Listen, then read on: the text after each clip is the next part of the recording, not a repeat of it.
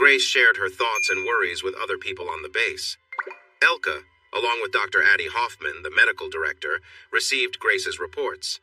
I wasn't part of those talks, but I knew they were struggling to find a solution. Elka asked Grace to speak with each crew member to gather insights about what was going on. Grace discovered many interesting things, but the most important point was that those in close relationships were coping better than those who were not. I remembered when Grace had predicted this outcome. Now we had proof she was correct.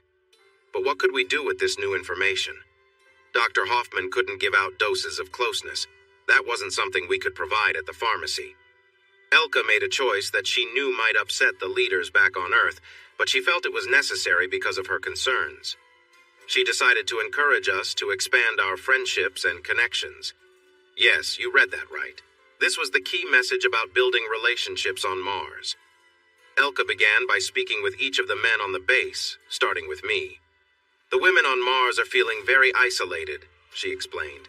They need support to get through their time here, but mainly they need attention and connection. I want you to keep an open mind about this. I encourage you to spend more time with your female crewmates. We have to let go of traditional views on relationships.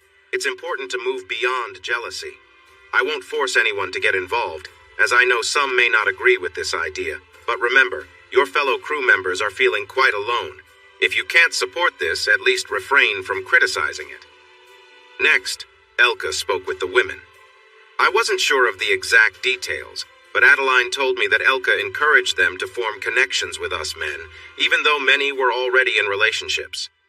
She mentioned how women in history, especially in France after World War I, sought out different kinds of relationships due to a shortage of men. Elka told us this is temporary and might help us get through the rest of our time here, Adeline shared. It was like setting off a race. Many women felt they needed permission to act on ideas they had already considered. Everyone on the base knew about the connections I had with Adeline, Elka, and Agatha. It seemed to work for us, which inspired others to explore their own relationships. I started receiving requests from women all over the base. I didn't turn anyone away because I felt it would be unfair to choose one person over another. This caused a challenge because I didn't have enough time to really connect with the women who wanted my attention. As always, Grace had a smart idea.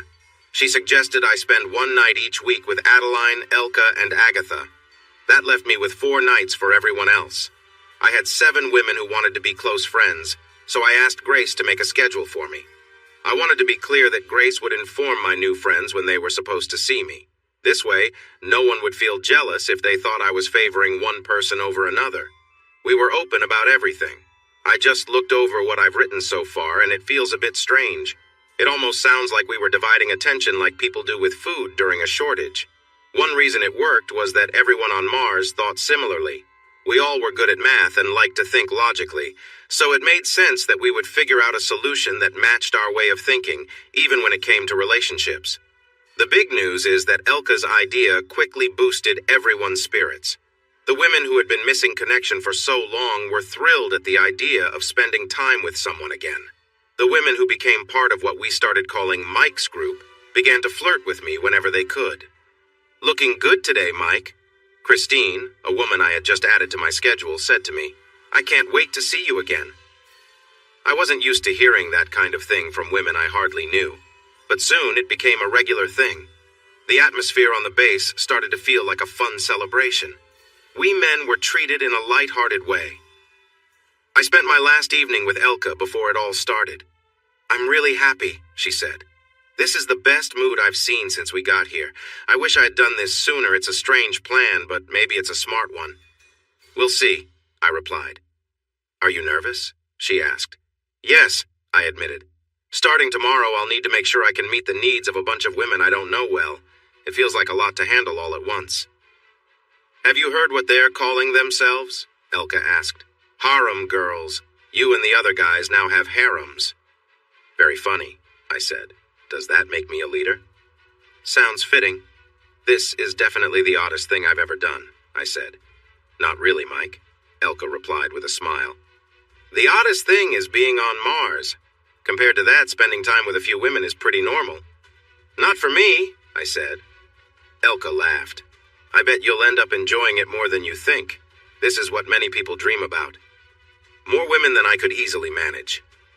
Deal with it, soldier, and when I say deal with it, I mean that in both a serious and fun way. At that point, Elka's laughter was loud enough to show me that she felt no pity for my situation. As I write this, I figure you readers probably feel the same. After all, I was looking at a future where I would be spending time with a different woman each night. Pretty tough, right? Think of it like this. I was expected to connect with many different women who likely had different interests.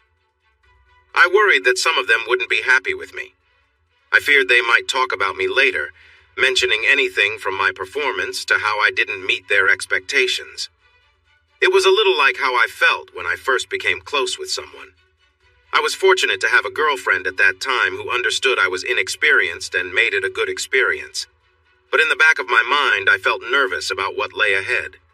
That's how I felt when I thought about spending time with women I didn't really know. It started one morning when Grace told me I was going to meet a chemical engineer named Gia Bernardi. She was part of the team working on getting water from under the surface of Mars, cleaning it up, and making it safe to drink. Gia grew up in Tuscany and had an Italian accent that I started to like almost as much as I liked Adeline's French accent. Gia had wavy black hair that she wore longer than many other women on Mars. Long hair could be tricky on Mars, needing more effort to keep it nice. On Earth, gravity helps hair fall into nice shapes, but on Mars it can get a bit wild. Gia's hair was big and pretty, but I guessed it took a lot of care. "Thank you for coming to see me, Mike," Gia said when she opened the door. "Are you nervous? I'm a little nervous." That reminded me that many women usually prefer to be with men who seem confident and sure of themselves. "I've always thought you were really appealing, Gia," I told her. "I wish we had more chances to get to know each other. Maybe we can do that now." Gia looked relieved. "Thank you for being willing to spend time with me," she said. I felt there was no point in saying that I said yes to every woman who asked to be with me. Things were already a bit uncomfortable, and I didn't want to say anything that would make Gia feel less valued. "Gia, when someone expresses interest like you have, it's a huge compliment," I said. "I just hope I don't let you down." I moved closer to her, hoping to ease the tension. "I've always admired your hair," I said. "May I touch it?" Gia nodded, so I gently ran my fingers through her thick hair. I put my other arm around her waist and pulled her gently toward me.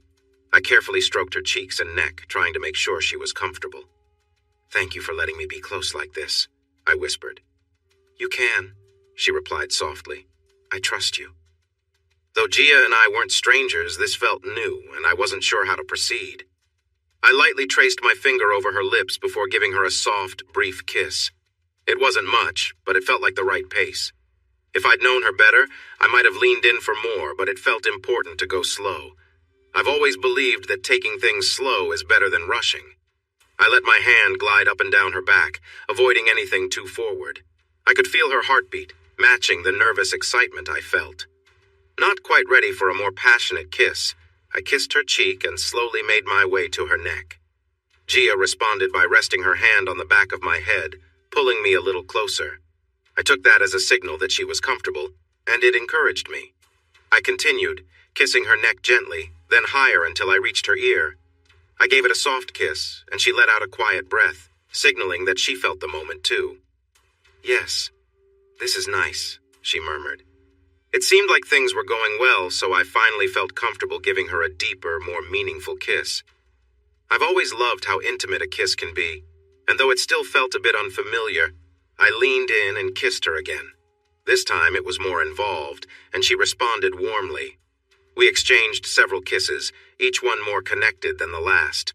We had been standing the whole time, so I suggested we sit down. "Let's get comfortable," I said, guiding her to the edge of the bed. We sat there, still close, and the atmosphere became more relaxed. My hands rested gently on her shoulders as we continued to share this quiet moment. As we talked and connected, I could feel that Gia was opening up, and I made sure to be as respectful and caring as possible. The night was all about trust, and I wanted to make sure she felt safe and comfortable. Gia was a striking woman, with a curvy figure that caught my attention the first time we met. Her wide hips and soft, rounded features were impossible to ignore. She approached me one day, asking if she could join our group, and I found myself thinking about her natural charm. As we spent more time together, it became clear that we were growing closer. I reached out and we shared a quiet moment, my hand brushing against her shoulder. The connection between us was undeniable, and I could tell she felt it too. Gia leaned in, letting me know that she trusted me. The tension between us grew as we continued to get to know one another. Eventually, we found ourselves sitting together in a more private space. I couldn't help but admire the confidence she carried. The way she looked at me made it clear that she was comfortable and ready for the next step in our relationship. We both understood that words weren't needed anymore. As we moved closer, our actions spoke for us. I gently helped her with her uniform, and she did the same with mine, as we sought comfort in each other's presence. There was a sense of trust and care in the way we shared that moment, focusing on the bond that had formed between us. When we finally lay together, it wasn't just about physical connection, but an expression of the closeness we had developed. We held each other in silence, letting our emotions speak for us. The world outside seemed to fade away as we focused on each other, appreciating the warmth of the moment. Our time together was about more than just attraction. It was about finding solace in one another, sharing something deeper, and trusting that the connection we felt would carry us forward. We didn't need to rush anything. This was just the beginning of a bond built on mutual respect and understanding. Gia and I shared a moment that was intimate and meaningful. She was someone special, and I could tell there was something different about her. As we grew closer, I found myself appreciating her unique qualities more and more. In that private moment, Gia showed her trust in me. We both understood that we were stepping into new territory, and I wanted to make sure she felt comfortable. I focused on her, paying attention to how she reacted, knowing that this was about more than just the physical connection. It was about building something deeper. We took our time, and I was careful to let the moment unfold naturally. I wanted her to feel valued, not rushed, so I kept things slow and thoughtful. Gia responded with a mix of eagerness and patience, showing how much this connection meant to her as well. We continued, allowing the emotions between us to guide our actions. At one point, Gia expressed her needs, asking for more from me, but I remained steady, making sure that she felt completely cared for. It wasn't just about fulfilling her requests, it was about showing her that I was there for her, and I wanted to make sure everything felt right for both of us. As our closeness grew, Gia thanked me in a way that made me realize how much she appreciated being treated with care and respect. She found comfort in letting me guide the moment, and I was happy to be there for her, providing the connection she needed. It was clear that our bond had deepened, and I wanted her to know that I respected every aspect of her, both in that moment and beyond. Through this experience, I learned more about Gia's personality and what made her unique. While some might seek more intense experiences, for us it was about trust and mutual respect, creating a space where we could both feel secure and appreciated. This was just the beginning of something that had the potential to grow into a meaningful relationship built on understanding and care. Gia and I discovered that she liked feeling cared for, but in a way that made her feel she could trust me to take the lead. Over time, we grew comfortable in our connection, and our bond became stronger. As we spent more time together, we learned how to be in sync, moving together in a natural rhythm. Gia showed her affection through her actions, and I focused on making sure she felt appreciated. We shared a deep understanding of each other, and the experience was not just about physical closeness, but emotional connection as well. At one point, she expressed how happy she was, marveling at how long we had shared that moment together. Her excitement and joy were contagious, and I felt a sense of accomplishment knowing she was so satisfied. We continued to enjoy each other's company, adjusting and laughing, finding joy in the lightness of the moment. The reduced gravity on Mars made everything feel a bit easier, and it gave us more time to simply enjoy being close. Gia was expressive and full of energy, which added to the fun of it all. Her happiness made me feel confident and reassured. As we finally relaxed after sharing such a meaningful connection, Gia smiled and curled up beside me, clearly content. "That was amazing. Thank you so much," she said softly, her eyes full of warmth. "You're welcome," I replied, just as softly, feeling grateful for the time we had spent together. We both knew that this moment was about more than just the experience. It was about the trust and closeness we had built, and the appreciation we had for one another. "Gia, I just had a wonderful experience with someone as special as you. It feels strange hearing you thank me. Really, I should be thanking you, I said with a smile. Gia laughed, her voice light and joyful. We ended up talking for a long time. Looking back, I realized that Gia craved not just physical closeness, but also emotional connection. She longed for real companionship, conversation, affection, and a sense of being understood. It was clear that this need for intimacy couldn't be fulfilled in just one night. Whenever we spent time together, it was always a blend of laughter, meaningful conversations, and moments of closeness. These evenings usually ended with us falling asleep beside each other, enjoying the comfort of being close. When we woke up, we would enjoy the morning together before going about our day. The connection we shared deepened with each moment. One morning, I ended up being late for work because Gia and I had taken our time together. By the time I arrived at the electronics shop, Agatha was already at her workstation. She had a playful grin on her face, and I knew she suspected where I'd been. The crew talked a lot about the new relationships that had developed, what they jokingly referred to as the harem system. "Morning, boss. You look a bit worn out," Agatha said teasingly. "Didn't get enough sleep last night?" I chuckled. Yeah, I'm fine." She leaned closer, pretending to sniff the air. "I smell something, and it's not me," she joked. "Is it that obvious?" I asked. "Relax. I'm just messing with you," she said. "If you ever actually come in smelling like a whole perfume shop, I'll be sure to tell you." "Gee, thanks," I said, shaking my head. As the weeks went on, I got to know all the women who had asked to be part of this unusual arrangement. My first night with Gia had gone so well that my nervousness started to fade. The relationships we were navigating were unconventional, with everything happening in reverse, closeness first, and then familiarity.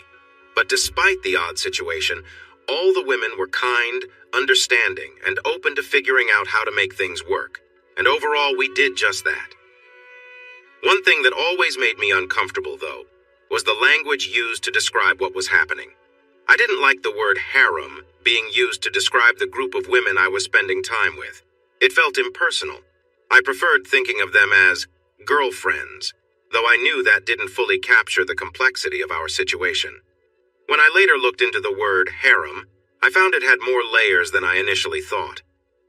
In many cultures, a harem wasn't just about relationships. It was also about the women's roles in the household, like cooking, cleaning, and caregiving. It made me realize that these relationships, like everything else in life, had their own unique meanings depending on how you looked at them. In modern times, people often imagine harems as places where women are trapped, waiting to be called upon by powerful men. I was never comfortable when the women in my group jokingly referred to themselves as Mike's harem girls. It felt wrong, especially because I believed that humanity's mission to Mars was about building a society where everyone was equal, without sexism or discrimination. So why did that term catch on? Interestingly, it was only the women in the crew who used that kind of language. I never said the word harem, and I never heard any of the other men say it either. It reminded me of how another word, which was offensive on Earth, started being used in a different way on Mars. The Martian women often called each other bitch. It happened all the time, especially between Adeline and Elka. As their friendship grew, that word became a kind of nickname, something they said affectionately. Even though I heard them say it almost every day, it was clear that it was a term only they could use. If I ever said it, there would definitely be consequences, so I wisely avoided it. Similarly, I never referred to anyone as a harem girl. Instead, when I visited a woman in the evening, she would sometimes greet me with a playful, "Hello, Sultan," as if it was the funniest thing ever. This joke came up time and again, and though I didn't find it all that amusing, I played along. I woke up feeling pretty good on the morning of my 28th birthday. We'd been on Mars for over 2 years, and my team had completed all our major tasks. There was always more to be done to improve the base, but we had reached a point where everyone was safe, had what they needed to work, and we had enough backup power for emergencies. I was also in love. Adeline and I had talked about getting married someday and starting a family. We even discussed where we'd live when we returned to Earth. While we had many options, we both liked the idea of settling in the French countryside near her family. Adeline had shown me pictures of the area, lush, green, and beautiful. After spending so much time on Mars, a cold and barren planet, the thought of living somewhere warm and full of life was very appealing. Realizing this might actually happen, I decided to start learning French with a computerized course. I wasn't very good at it. Actually, I was terrible. Adeline laughed and used the word merde to describe my awkward attempts at speaking French with a Canadian accent. I found her grimaces amusing and endearing. "Happy birthday, mon amour," Adeline said that morning with a warm smile. "I have a surprise for you." "That sounds amazing," I replied, excited for whatever she had planned. At that moment, I thought Adeline must have decided to dress up nicely for a special evening together. The nearest shops were far away on Earth, so I figured the only gift I would see that night was Adeline herself. I was partly right. When I arrived at Adeline's place that evening, I was eager for a romantic time. She welcomed me wearing a beautiful pink outfit that took my breath away. I didn't know where she got it from, but it fit her perfectly. Everything was going as I imagined until Adeline closed the door, and I noticed Elka sitting on the bed in her favorite matching set. For my surprise, it seemed I was getting something extra special. "Are you surprised, Mike?" Elka asked with a grin. "A little, yes," I said. "And by a little, I mean immensely surprised, but in a good way. You both look incredible." "Thank you," Adeline said. "Thanks," replied Elka. Adeline sat on the bed and patted the spot next to her, inviting me to sit between her and Elka. My heart raced just thinking about what was coming next. The two women began to take off my uniform, helping me get ready for the evening. "Just relax and enjoy," Adeline said. "We'll make sure you have a wonderful birthday, Canada boy." Adeline pulled me into a warm kiss, then turned me toward Elka, who kissed me with just as much enthusiasm. My senses were alive as I felt their hands on me. "Come, lie down," Elka said, guiding me to the center of the small bed. It was snug, but just enough space for us all as Adeline settled in beside me and Elka on the other side. The two women took turns showering me with kisses and sweet touches. They kept leaning closer, and I was more than ready for what was about to unfold. Soon, Elka leaned in closer, and Adeline moved down, creating a wonderful connection between us. They were bringing so much joy and excitement that I could hardly control my feelings. "Take your time," Elka whispered gently. "We both want to have a great time together. Can you help us enjoy this special moment?" I nodded, caught up in the moment, feeling happy to be here with them. Before long, the two women switched places, leaving me exhilarated with their attention. "I know you can handle this, Mike," Adeline encouraged. "Just remember all the great times we've shared together." "That's what we need from you now," Adeline said with a soft smile. I gently ran my hand down Adeline's back, appreciating her warmth, while my other hand brushed through Elka's soft blonde hair. Their playful and teasing words made the moment feel even more special. Elka, sensing I was nearing my limit, paused and moved closer so she could look directly into my eyes. That's when I noticed something between them. Even though both women were focused on me, I could see the way they glanced at each other with a new kind of affection. I had always known they shared a close friendship, but now I realized their bond had grown deeper, beyond simple friendship. They had been holding back on these feelings, worried about complicating our unique relationship, but now it seemed they were ready to let those feelings show. Elka leaned in and asked, "Are you ready?" She positioned herself carefully, making sure we were both comfortable, and moved slowly and thoughtfully. At the same time, Adeline shifted closer, positioning herself gently near me, making sure everything felt easy and natural for both of us. The moment was about sharing a connection, not rushing through it. Mars had always been a place of discovery for us, and now I realized that even in our closeness, we were still learning new things about each other and ourselves. In the lighter gravity of Mars, everything felt different, more comfortable, and allowed us to relax in ways we couldn't back on Earth. As we shared that time together, I saw that Adeline and Elka were still exchanging soft, meaningful looks. It was clear they had deeper feelings for each other, but they were hesitant to act on them. They were worried it might affect our bond, but I felt it was the right moment for them to explore those feelings. So I gently took Adeline's hand and placed it on Elka's shoulder, encouraging them to acknowledge what they had been feeling for so long. Both women looked surprised when I gently guided Elka's hand to Adeline's shoulder. encouraging them to connect. "I want to see you two share a moment," I told them. At first, they hesitated. They knew that this would change the dynamic between the three of us, and they weren't sure if they were ready for that. But Adeline, always brave, reached out and pulled Elka in for a tender kiss. From where I was, I could tell this was a significant moment for both of them. Their closeness, which had been growing over time, was finally being expressed. They embraced each other warmly, sharing their emotions in a way that had been building up for a long time. Their connection was genuine, and it was clear that they both felt deeply about each other. They hugged and held each other close, as if all their feelings were being communicated through touch. It wasn't just a fleeting moment of passion, it was the culmination of months of unspoken feelings finally coming to light. In stories, moments like these are often exaggerated. Writers sometimes say things like, "the most intense moment ever," or "the most passionate experience." But real life is rarely that way. However, I can honestly say that seeing Adeline and Elka finally express their feelings was one of the most beautiful things I'd ever witnessed. It wasn't just about the physical connection.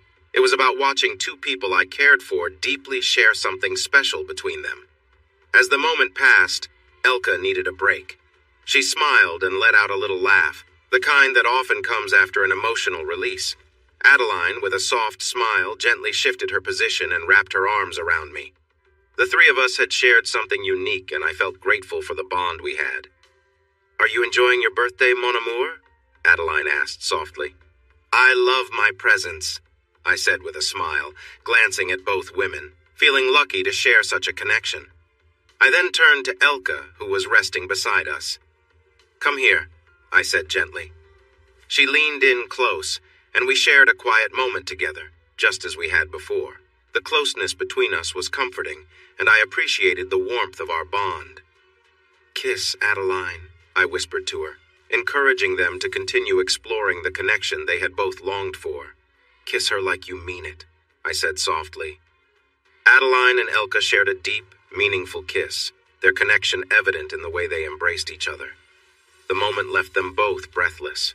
I held myself above Adeline, carefully maintaining a close, intimate position that would be difficult on Earth but felt easy and weightless on Mars. I gently guided Elka closer to Adeline, encouraging her to show her affection as well. She understood, and soon they were sharing this special moment together, their bond growing even stronger. Adeline's expression showed how much she enjoyed this closeness, her emotions clearly visible. I sensed that she was experiencing a moment of pure joy, so I stayed close, wanting to make the most of this time together. Elka, having rested, rejoined us with renewed energy, and we all embraced the connection we shared, moving together in harmony. I softly spoke to Elka, guiding her movements as we formed a comforting and affectionate circle of trust. Adeline looked at me with a warm smile, her eyes full of understanding. What had started as a playful evening had turned into something more meaningful, a deep and loving connection between the three of us. As the night went on, Adeline and Elka became more comfortable with each other, exploring their growing bond. There was a sense of curiosity in the air, and I gently encouraged them to fully embrace the closeness they had been building for so long. I wanted them to understand that their friendship had evolved into something more, something beautiful. Adeline hesitated briefly when I encouraged her to take another step in their newfound connection, but she trusted me. She leaned in closer to Elka, unsure at first, but soon realizing how natural it felt to express her feelings in this way. Their bond deepened as they shared this intimate moment, their connection now stronger than ever. As we moved together, each of us in sync with the other, Elka felt a surge of emotion, expressing her joy with a soft sound that filled the room. The warmth of our connection was undeniable, and I felt a deep sense of love for both women as we shared this special time. Afterward, we gently shifted positions, allowing Adeline to take center stage. Elka, understanding the flow of the moment, responded in kind, and we continued to move together with ease. Adeline's smile grew as she felt the depth of our connection, and soon we were all wrapped in a moment of pure, shared happiness. When the night drew to a close, we lay together in peaceful silence, reflecting on what had just happened. The bond between us had grown even stronger, and it was clear that this was not just about the physical closeness, it was about the deep emotional connection we had built together. It was a lot to take in. We exchanged gentle, loving kisses, realizing that our bond had grown deeper. Something stronger had formed between us. None of us had time to fully think about what this would mean in the future, but we knew the most important thing was that we cared for each other deeply. "This didn't go exactly as we planned, birthday boy," Adeline said with a playful smile. "I'm not complaining," I replied.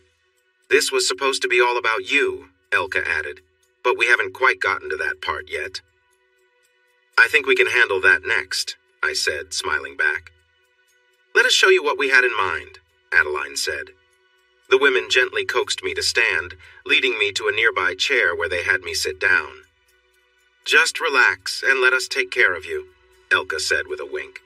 They knelt down in front of me, making eye contact and sharing a smile.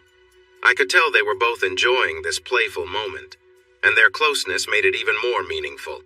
It was a shared moment of trust and affection between the three of us. The feeling in the room was warm and light-hearted, with laughter in the air. As they continued, the experience became one of pure connection, a moment of unity that felt special to all of us. I found myself caught up in the affection they both showed, appreciating how much they cared for me. There was a peacefulness in the way we interacted, and it felt like the perfect way to celebrate the closeness we had all developed over time. Before long, we all began to laugh together, amused by the spontaneous nature of what had happened. The room was filled with giggles and joy, a sign of how comfortable we had become with one another. It was an evening none of us would forget, a time when our relationship reached a new level of closeness and shared understanding. They took turns until they had enjoyed almost every drop. Their happy faces showed big smiles as they realized they had given me a better gift than they intended. "I think he likes this," Elka said to Adeline. "I think you're right," Adeline replied. I had to stay in the chair for a while to catch my breath. I had never experienced anything like what had just happened. As far as I knew, I was the first guy in history to have such an experience. I quickly checked, and it turns out you can find videos that show similar things. But I'm pretty sure I'm the first Martian to have gone through it. So there's that. You might wonder, how long did it take for me to look up those videos? It didn't take me any time at all. I asked Grace to do it. It took her just a moment. I could tell Grace found my request amusing, and I'm sure she understood why I asked. We went to bed with me in the middle, and the women snuggled close to me. "What do you think of your birthday gift?" Adeline asked. "I think I must have done something really great in a past life," I replied. "There's no other reason for what just happened." But as we started to drift off, I realized that the best gift I got for my birthday was not about anything physical.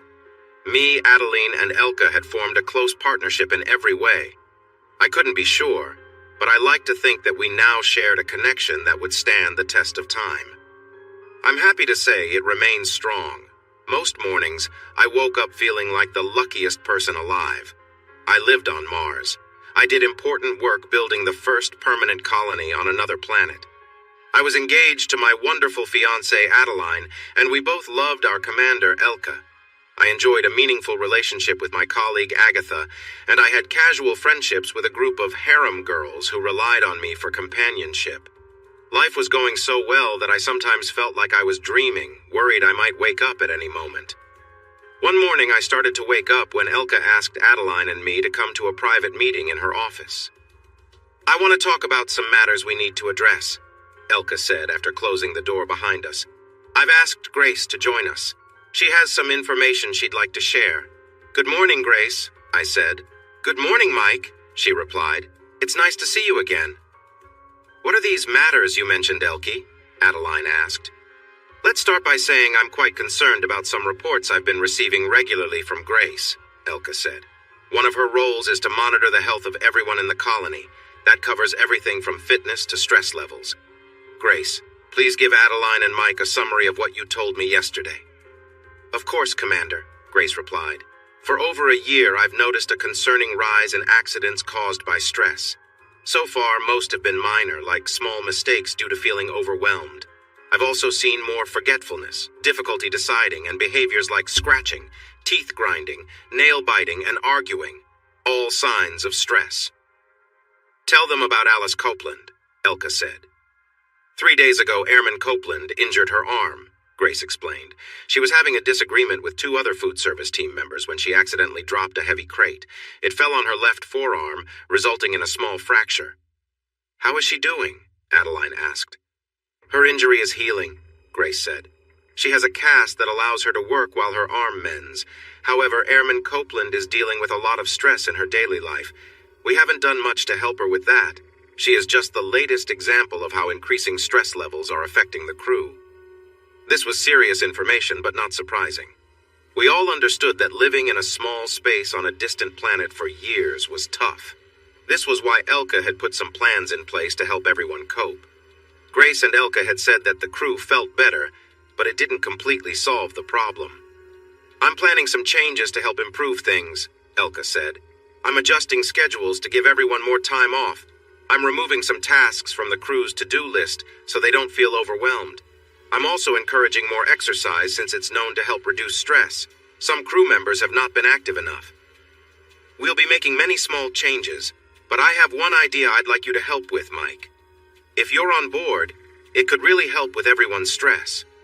Grace, share what you've learned about what we've already done to lower stress levels in the colony. Certainly, Commander. So far, the most effective way to relieve stress has been encouraging crew members to connect with each other in a supportive manner. Several indicators show that this leads to better productivity and happiness, along with fewer reports of stress symptoms. At this point, I began to wonder what exactly Elka wanted me to do. I was already busy with 2 different relationships every day, and adding more could affect my work. None of this is surprising, I said. It confirms what we thought when you started this program. I understand how you can help people have more time off and get more exercise, but I can't see how they can have more romantic time together. I have an idea about that, Mike, Elka said. I'd like you to take on fewer tasks. It would help the team if you and the other men could spend more quality time with the women. Take on fewer tasks? I enjoyed my work. Helping to build the colony's power system was the most thrilling job I'd ever had. I didn't think I'd get a chance to do something this important again. Elka, I don't want to do less work, I said. I get that, Mike, she replied. But you and your team have finished all your important projects. The colony's power needs are already met. Plus, you've told me great things about Agatha. Can't she take on more responsibilities? That was a fair point. Agatha was a more skilled engineer than I was. I was team leader because I had graduated from the U.S. Air Force Academy, while Agatha joined the astronaut program as a civilian. My experience had added an international touch to the Mars mission, but technically, Agatha was the one who understood our systems better. Still, I wanted to keep working as much as I could. My time on Mars was limited, and I wanted things to be perfect when the next crew arrived. Elka, I don't see how I can spend more time with other women, I said. I already have morning and evening partners. I don't have time for more. I've thought about that, Elka said. Mike, do you know what a nooner is? No, I haven't heard of it, I replied. Grace, could you explain that to Mike? Elka asked. Sure, Commander. Mike, a nooner is when 2 people share a quick romantic moment during the day. They usually sneak away during their lunch breaks. It's more common among people trying to keep things secret. Even though it's not as relaxed as normal, many say it feels exciting because it feels a bit daring. This was getting pretty unusual. I wasn't sure I could keep up with so many people every day. Things had been going well because the lower gravity on Mars made everything feel easier and more enjoyable. But morning, noon, and night? That seemed like a lot. What do the other guys think about this? I asked. So far, you're the first male crew member to hear about it, Elka said. Mike, the women you spent time with have all praised you for how you treat them. They see you as a caring person who tries hard to make them feel special. Adeline and I know you are kind and thoughtful. I hope you'll consider giving it a try. When I talked to the other guys about what I wanted, Elka said, I wish you could say you've already started to make it happen. I didn't know how to reply. As a young man, the idea of spending more time with such a great group of women was exciting, but I didn't want to let others do my part. Just then, Adeline laughed. I knew it. Mike, your real skills are finally being noticed. It seems your charm is more recognized than your work. Very funny, I replied. You don't have to stop working completely, Elka suggested. You could handle certain tasks and let Agatha manage the group. Plus, you don't have to do this every day unless you want to. Maybe we can start with a few days a week, like Monday, Wednesday, and Friday. If it works, you could do it more. More? You want me to do this every day? Well, if it's possible, yes. Mike, the safety and success of our team is at stake. Grace can explain the situation better. I wouldn't suggest this if I didn't believe it could help. I looked at Adeline. What do you think? Doesn't it bother you? I'm already spending more time with other women than with you. Are you all right with this? Of course not, my love, Adeline said. I already feel jealous of the other women who spend so much time with you. I don't want it to be more. But we're on Mars. We have to do things differently than on Earth. Someday this will all be behind us, and we'll share one home every night. Elka added, Mike, I don't like sharing you either. When Adeline and I are together, we miss you so much. I don't want you to do this, but I believe it's needed for everyone's safety. I wasn't sure, but I knew I needed to agree. It meant I would have to tell Agatha she would lead the electrical team and that I would step away during the day. Grace was in charge of reaching out to each woman and asking if they wanted to spend time with me during the day. As expected, they were all eager for the chance. There's one more thing, Mike, Elka said. I'd like to ask if you could welcome one more woman to your group. One more woman? I thought all the women who wanted to join had already been assigned. Why would another be available? Who is it? I asked. Cindy Rodriguez, Elka replied. She works in water recovery. Cindy wants to join your group because she's having issues where she is now. She mentioned that someone in your group said nice things about you. That made Adeline laugh again. She mentioned good things. I wonder what good things they find about you, Mike. I can think of a couple of good things they might be talking about. Elka, what good things did Cindy say? Very funny, I replied. This is serious, Mike, Elka said. I'm worried about Cindy. Her work has been inconsistent lately. Something seems off. It could be a strong reaction to stress, but I need to understand her situation better. It would help if you could spend some time with Cindy and see if you notice anything concerning. So, Elka was asking me to look out for Cindy in a personal way. This wasn't what I thought I was signing up for on this mission to Mars, but of course I agreed. Elke was my commanding officer. It was essential for crew members to respect her authority. That's part of being in the military. We follow orders.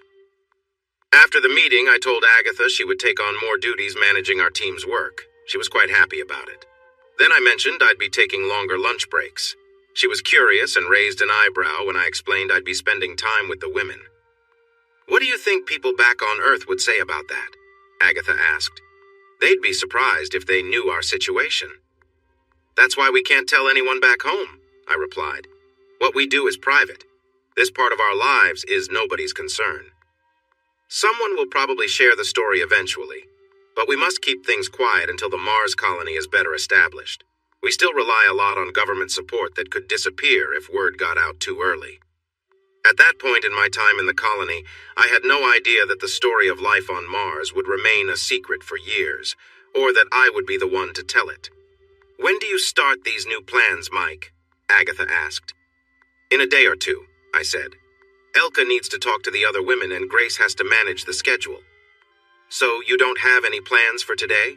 She asked. Not yet, I said. Would you like to make some plans? Agatha said, giving me that warm smile I liked so much. It's been too long since we spent time together. If you could fit me into your busy schedule, I'd really appreciate it. We decided to have an early break. As we walked to Agatha's cabin, I wondered how our relationship might change with my new plans. Agatha seemed unconcerned. Maybe she truly was. I was already spending time with a different woman each night and morning. Now I was adding another during the day. 3 women. Every day. 7 days a week. Agatha may have thought that being with other women wouldn't hurt our feelings for each other. But it made me realize how much I could lose, including Agatha. Still, she seemed happy when we closed the door to her cabin. I felt joy seeing her beautiful dark skin. She looked lovely, and I was excited as she got ready. I noticed a pattern in how I connected with women on Mars. At first, our encounters were energetic and adventurous, as we explored the unique experience of low gravity. Maybe we wanted to impress each other, showing we could enjoy new things together. Over time, though, that urge for wild moments faded. Most women, including Agatha, preferred a slower, gentler approach. They wanted moments filled with affection that lasted longer. They enjoyed extended foreplay and often preferred a classic, loving way of being together. Afterward, they liked to cuddle and relax. I took my time with Agatha, enjoying this special connection we shared. Soon, we were close, and I felt the warmth between us grow. I loved the way she smiled and sighed, showing she was happy with our moment together. After a little while, she wanted to take the lead, and it felt amazing to share that experience. The unique way of moving on Mars made everything feel different. It was almost like a slow dance in the air. Even though Mars has more gravity than the Moon, there was still a lightness in the way we moved together. In our spacesuits, every motion felt more careful and deliberate. In those moments, everything felt right and special. As she moved down, she took her time because the pull of gravity on Mars is much lighter than on Earth. One of the best parts about being on Mars is the unique experiences it brings. I thought about how someday there might be films made in this new setting. A few years later, famous stars created popular videos that captured life on Mars. Agatha shook her head, enjoying the moment. I could feel the warmth as she relaxed in my arms. Afterward, she gave me a long, tender kiss and then shifted until she was lying on her back. "You haven't had your turn yet," she said softly. "I want you to feel good, Mike. Come with me." I felt the same way. I began to move with her in a gentle rhythm. In a short time, I felt a wave of pleasure. She held me close until it passed, then let me go. We relaxed for a bit, then got dressed quickly. This was my first afternoon break, and we needed to be fast. Our lunch break was usually short, so we quickly had a cup of soup before heading back to work in the electronics shop. That day, I was excited about a project I was working on. The swimming pool on the second floor had a section we called the patio. We loved to sit in lounge chairs there before and after swimming. It was a nice way to unwind. I thought it would be even better if I added bright lights to the patio, making it the sunniest place in the whole base. My aim was to make trips to the pool feel like visits to a sunny beach. I wanted people to swim, relax, and soak up the warmth from the lights above, so they could enjoy some sunshine indoors. The work was straightforward, but it required a lot of steps. I had to go up and down ladders many times to connect wires and set up the lights. Climbing wasn't hard in the lower gravity, but the constant movement left me tired and ready to wrap up my day. I wanted to finish my shift because I was looking forward to spending my first night with Cindy Rodriguez, and I didn't want to be late. Although there's a big difference between a casual relationship and a real, meaningful one, I always felt it was important to treat everyone with respect and care. I wanted Cindy to know she was special, even though this was the third time that day I'd spent time with someone. After a long day of work on the patio, I skipped dinner and went straight to Cindy's cabin. I was tired, a little hungry, and feeling the day's stress when I knocked on her door. "Mike, where have you been? I've been waiting for you," she said, sounding excited. Cindy quickly opened the door, grabbed me by the collar, and pulled me into the room. I glanced at the clock. It said I was only 2 minutes late, so I found her eagerness amusing. But what surprised me more was Cindy's bold attitude and enthusiasm. It was clear she was excited to see me, and that energy was contagious. "Get comfortable, quick," she said, helping me remove my work clothes. I was still adjusting to her sudden burst of energy, but it was nice to see someone so happy to spend time with me. Cindy was always full of life, with her bright eyes and warm smile. Her athletic build and smooth skin were a reflection of the hard work she put into staying in shape. "Come on, let's not waste time," she said, her playful tone making me laugh. We sat together on the bed, and I could tell she was in a good mood, eager to enjoy the evening with me. Cindy's energy made the moment lighthearted and fun. Her boldness took me by surprise, but it also made me feel flattered by how much she enjoyed our time together. As we relaxed, I could tell that she had been waiting for this moment, and she seemed genuinely happy to spend this time with me. As the evening continued, I couldn't help but think back to what Elka had mentioned about Cindy's past relationships. Apparently, she had been part of another group before joining mine. While it wasn't clear how long it had been since she'd last been with someone, it seemed like Cindy was just excited about starting fresh and making new memories. The night was filled with laughter and playful moments, and it was clear that Cindy and I had built a connection that, while new, was growing stronger with each passing day. Was there something more behind Cindy's enthusiasm that night? Whatever the reason, it was clear that Cindy was eager to spend time together. By now, you know how much I enjoy when a moment feels spontaneous and full of energy, so I was looking forward to seeing how things unfolded. Cindy, however, surprised me once again. On Mars, due to the reduced gravity, things tend to happen at a slower pace, and that includes movement. But Cindy found a way to counter this. She used her strength and energy to move with a quick intensity, something that stood out in the slower Martian environment. It was impressive to witness her determination, and the way she threw herself into the moment was unlike anything I'd experienced before on Mars. She was fully focused, her eyes closed as she kept up the rhythm, completely immersed in how she felt. Time seemed to stretch as she continued with a kind of persistence that was both unexpected and inspiring. It wasn't long before I noticed a light sheen of sweat forming on her skin, a rare sight in the easygoing, low-gravity atmosphere of Mars. Seeing how much effort she put into this moment made it feel all the more special.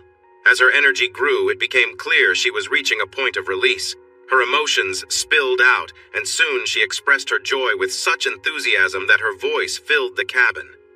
"Oh my God, Mike! You feel amazing!" she exclaimed, her happiness echoing throughout the room. What made this even more memorable was that Cindy's cabin shared a wall with the kitchen, where a couple of crew members were preparing meals for the next day. By the following morning, everyone in the food service department had heard about Cindy's outburst, and they couldn't resist joking about it.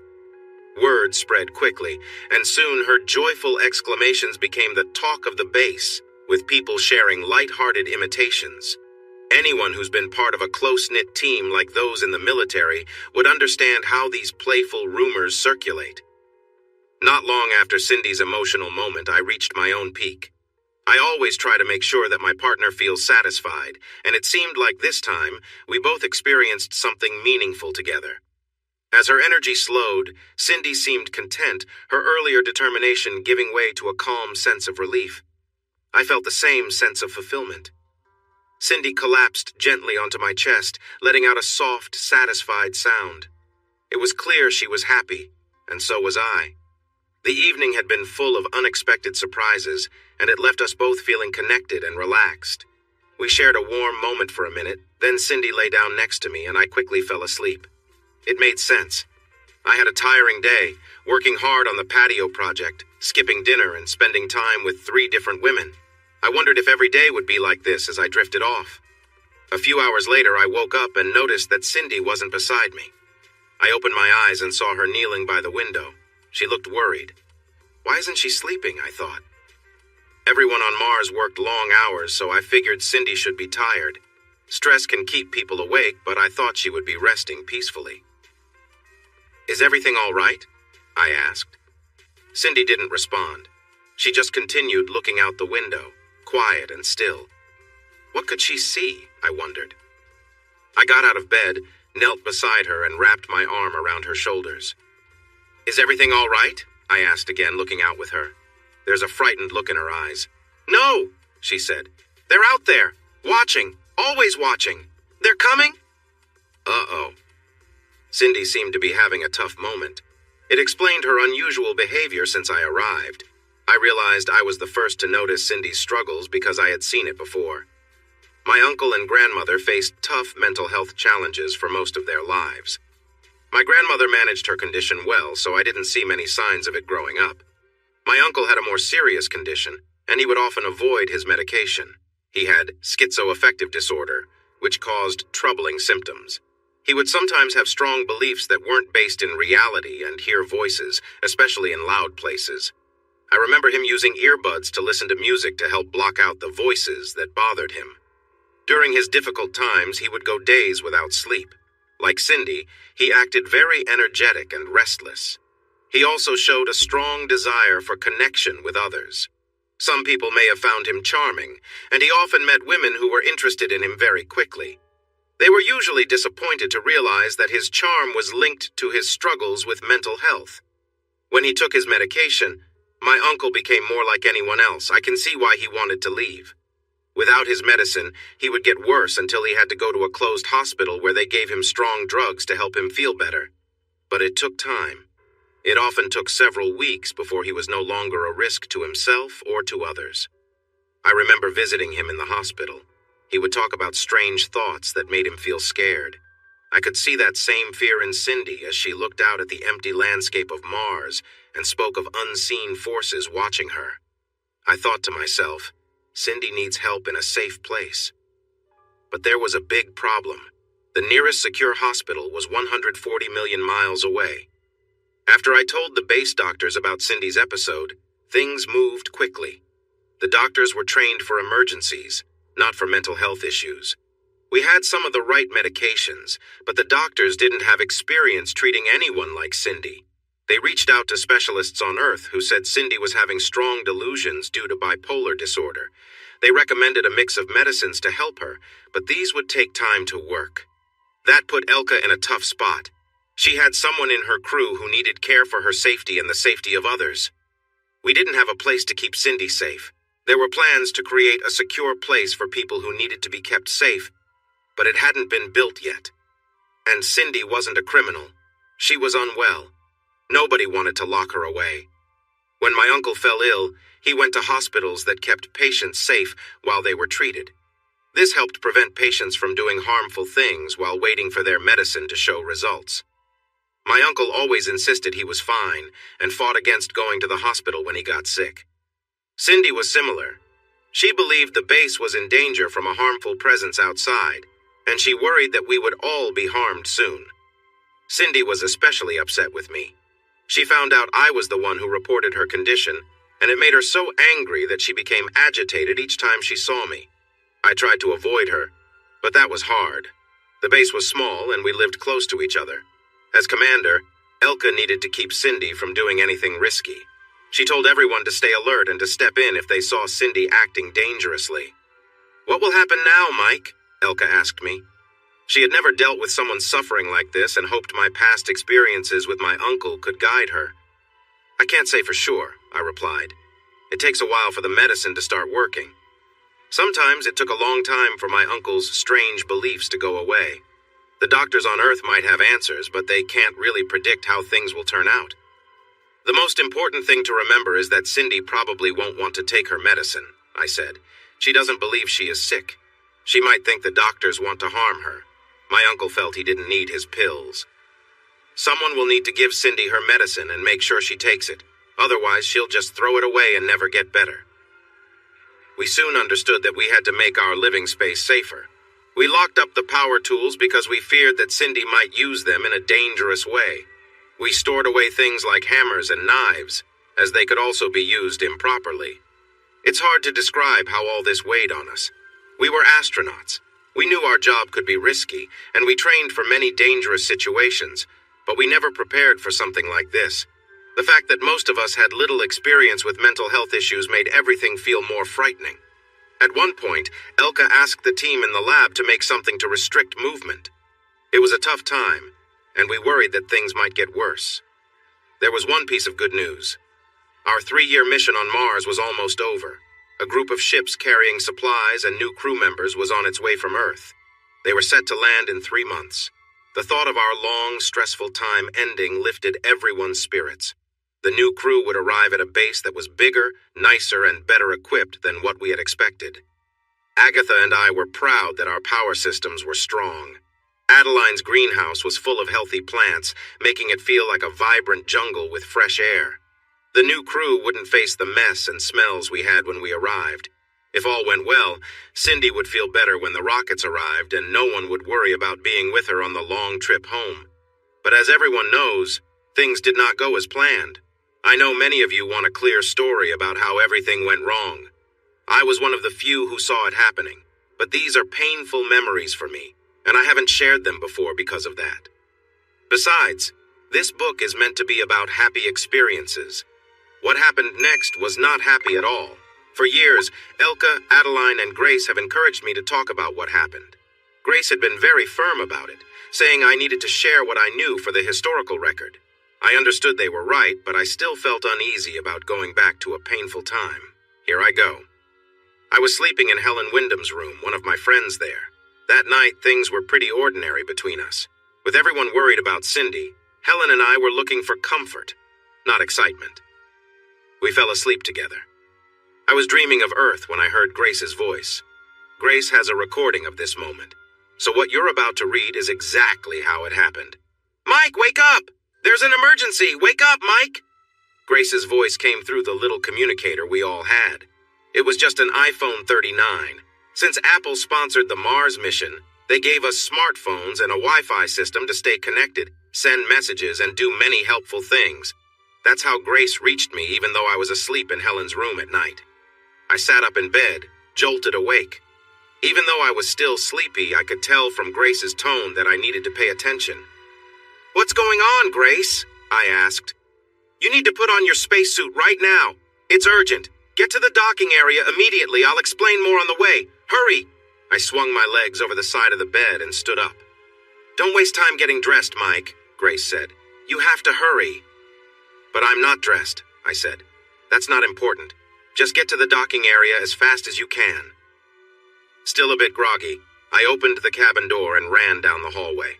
I had never jogged inside before, and I bumped my head on the ceiling a couple of times. Only a few people were awake during the night shift. They looked confused and worried. Grace was in touch with other crew members, informing them about the emergency and what they needed to do. "Mike, you don't have time to put on your thermal layer," Grace said. "Just get into the spacesuit and go to the airlock. I'll tell you more when you get there." That worried me. We usually wear a thermal layer under our spacesuits for warmth. It gets really cold on Mars, especially at night, and I didn't want to go outside without that extra protection. By then, I was alert enough to understand that whatever was happening must be serious if Grace wanted me to go out without my thermal layer. I got to the docking area, grabbed my suit from the rack, and put it on as quickly as I could. Just then, a team member named Jake Bryanson arrived. Grace had asked him to help me with my gear. With Jake's assistance, I was able to get ready and step into the airlock much more quickly. "What's happening, Grace?" I asked as she began letting air out of the airlock. "There's been a sudden loss of air pressure at the west side of the base," Grace said. "The airlock door is open. You need to get there quickly and close that door. Once you do, I can start putting air back into the area." No wonder Grace was in such a rush. "Are there injuries?" I asked. "Yes," she replied. The airlock door opened and I rushed outside. The cold hit me right away, especially at my feet, which were touching the icy ground. It was minus 139 degrees that night. If I had been wearing my thermal layer, I would have been okay, but without it, I was in trouble. "Mike, you need to run to the west airlock now. Also, turn on your suit's camera so I can see what happened. I need that information to figure out what caused this." I pressed the button on my chest to turn on the camera. The stars were particularly bright on Mars because the atmosphere is so thin. The starry sky lit up the landscape. If things hadn't been so serious, I would have enjoyed looking at the beautiful night sky and the glowing Martian horizon. It was a long run to the west airlock, located at the far side of the base. Luckily, I had spent enough time outside to know the quickest way there. After you close the airlock door, it will take a few minutes to bring the pressure back to safe levels. During that time, you will need to check the area for anyone who might be in danger so I can see what kind of help is needed. "I get it," I replied. What I didn't say was that my feet felt like ice, and the rest of my body felt freezing cold. As I got closer, I could see a figure lying on the ground near the airlock. It was Cindy. She had opened the door, causing a loss of pressure that sent her away. Grace noticed it at the same moment I did. "Don't waste time trying to help her, Mike. It's too late," she said. But I couldn't stop myself. I picked up Cindy's body and brought her inside the airlock. It only took a moment. She didn't weigh much in the lower gravity. But as soon as I touched her, I knew Grace was right. Cindy was completely frozen. I shut the door and locked it. Grace started putting air back into the section exposed to the open space. "Mike, I know you must be very cold, but you need to keep going," Grace said. "There are parts of the base that still have air. You need to check each one for survivors." How can there be areas with air? I asked. When I noticed the loss of pressure, I closed every door I could, Grace explained. That's why only the west section was affected, Grace explained. I managed to seal the door separating it from the main part of the base. Inside the west section, there are 4 rooms that I control. I'm sure there must be survivors in those areas. I understood. Moving as quickly as I could, despite the pain in my cold feet, I hurried to the first closed door. Each door had a small window. When I looked through, I saw 3 members of the water extraction and reclamation team. Hold the camera up to the window, Mike, Grace instructed. As soon as she saw their faces, she called them on their phones and told them to stay put while she repressurized the area. Later, they told us they had no idea why they'd been sealed inside, but were relieved when they understood what had happened. Limping toward the next door, I noticed 2 bodies lying nearby. Alan Haldeman, a construction team member, and Alice Pohl, a sanitation engineer. I recognized them both, but forced myself not to look too closely. There was no time to dwell on it during the emergency. I checked 2 more rooms, letting Grace identify the survivors through the windows. Each time, the people inside looked relieved when Grace called them to explain they'd be rescued soon. On my way to the final door, I saw 2 more bodies. Ann Williamson, head of food service, and Margaret Sturgeon, a digital systems analyst. When I looked into the last room, it was empty. Finally, I felt a small sense of relief. I had done what I needed to do. Almost. Mike, I know you must be freezing, Grace said, but I need you to do one more thing. Elka is standing on the other side of the door, separating the west section from the rest of the base. She has a report on what you've done so far, but has a few questions. She wants to speak to you face to face. I'm all right, I responded, though that was far from the truth. My feet ached so much that I knew I wasn't anywhere close to fine, but there was no point in sharing that until the crisis was over. As I approached the door, I saw Agatha lying on the floor. Her body was sprawled out, limbs in all directions. She must have been knocked over by the rush of air when Cindy opened the airlock. Up until this point, I'd been trying not to focus on the bodies I passed.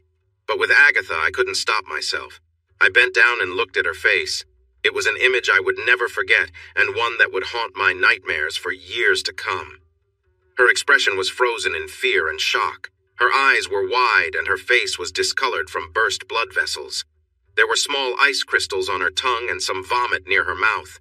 It was clear she had died in terrible pain. How could I describe what I felt at that moment? I had lost someone I cared about deeply. It was hard to accept that someone I cared about was gone for good. I felt really sick. The cold was hurting my feet a lot. Then I made a mistake. I got sick inside my spacesuit. Bits of it splattered on my helmet. I tried to wipe my face, but I couldn't do that without taking off my helmet first. Try to stand up, Mike, Grace said softly. You need to talk to Elka. Okay, Grace, I replied, limping over to the door that separated different parts of the base. I felt the mess inside my suit. I could see Elka's face through a small window. She looked calm, which made me feel a little better since she was in charge. Did anything get damaged when the air went out? She asked. No, I answered. Cindy opened the door and let the air escape, but nothing else broke. Some items might not be okay because of the cold, but I didn't see any damage. And you? How are you? She asked. I'm fine, I said. Mike was in very cold conditions, Grace added. The doctors need to be ready to treat him for frostbite right away. I'll inform them, Elka replied. Grace, how long until we can open this door? I'm not sure, Commander, Grace answered. The base didn't plan for this situation. There's still a big difference in air pressure. I'll update you as soon as it's safe. But that wasn't quite right. I stood by the door while Elka stood on the other side, looking at me through the window. I was worried about the pain in my feet and whether the doctors would need to remove something. The smell inside my suit was strong. I just wanted to get in, take off my suit, and let the doctors help me. What we didn't know was that when Grace closed the door, the latch didn't work properly. Later on, they found out it was a manufacturing issue. The door sealed enough to keep the air in, but the latch was loose and failed at that moment. Suddenly, the door flew open, pushed by the air from the other side. It hit me hard and broke my helmet, releasing all the air. I was thrown backward and hit a wall. Elka flew forward and hit me. I felt her collide with me as the air left my lungs. I thought this was what it felt like to die, as black spots filled my vision. I didn't die, but what happened next was tough. The next thing I remember is waking up in pain. I was in the medical bay, listening to the steady beeping of a heart monitor. The first thing I noticed was an IV bag connected to my arm. I struggled a bit, but I managed to lift my head enough to see that my feet were wrapped in white bandages almost to my knees. My feet hurt, but the pain was not too bad because the doctors had given me a lot of medication. I felt a sharp pain in my chest from some damage I had because of a strong pressure change. While it hurt, I was lucky. The sudden rush of air helped my lungs recover quickly so they didn't get hurt for good. Later, I found out that the IV bag had medicine meant for people with frostbite. It helps increase blood flow to damaged areas. The doctors were able to save my toes because they started giving me the medicine right after they took me out of my spacesuit. I never asked who helped clean me up, but I'd like to thank them now. I know it wasn't a pleasant job. I was so relaxed from the medication that I kept drifting in and out of sleep. When the doctor started to reduce my pain medicine, I discovered that I couldn't speak because there was a tube in my throat. For 2 days, a machine assisted me with my breathing. I felt that Adeline was nearby most of the time. I also saw Elka, who had a bandage on her head from an injury she got when the door malfunctioned. Occasionally, I would open my eyes to see one of my friends watching over me. They held my hand and spoke gentle words that I couldn't fully hear. Grace's voice was always there. She was in charge of watching my vital signs. Whenever she noticed I might be waking up, she spoke soothingly. "Everything is going to be all right, Mike," I heard her say. "You will be fine. Just rest. Soon you'll feel better." A lot happened while I was in and out of consciousness. Even though Elka had a small concussion, she was able to stay on the job and lead the effort to recover from the situation.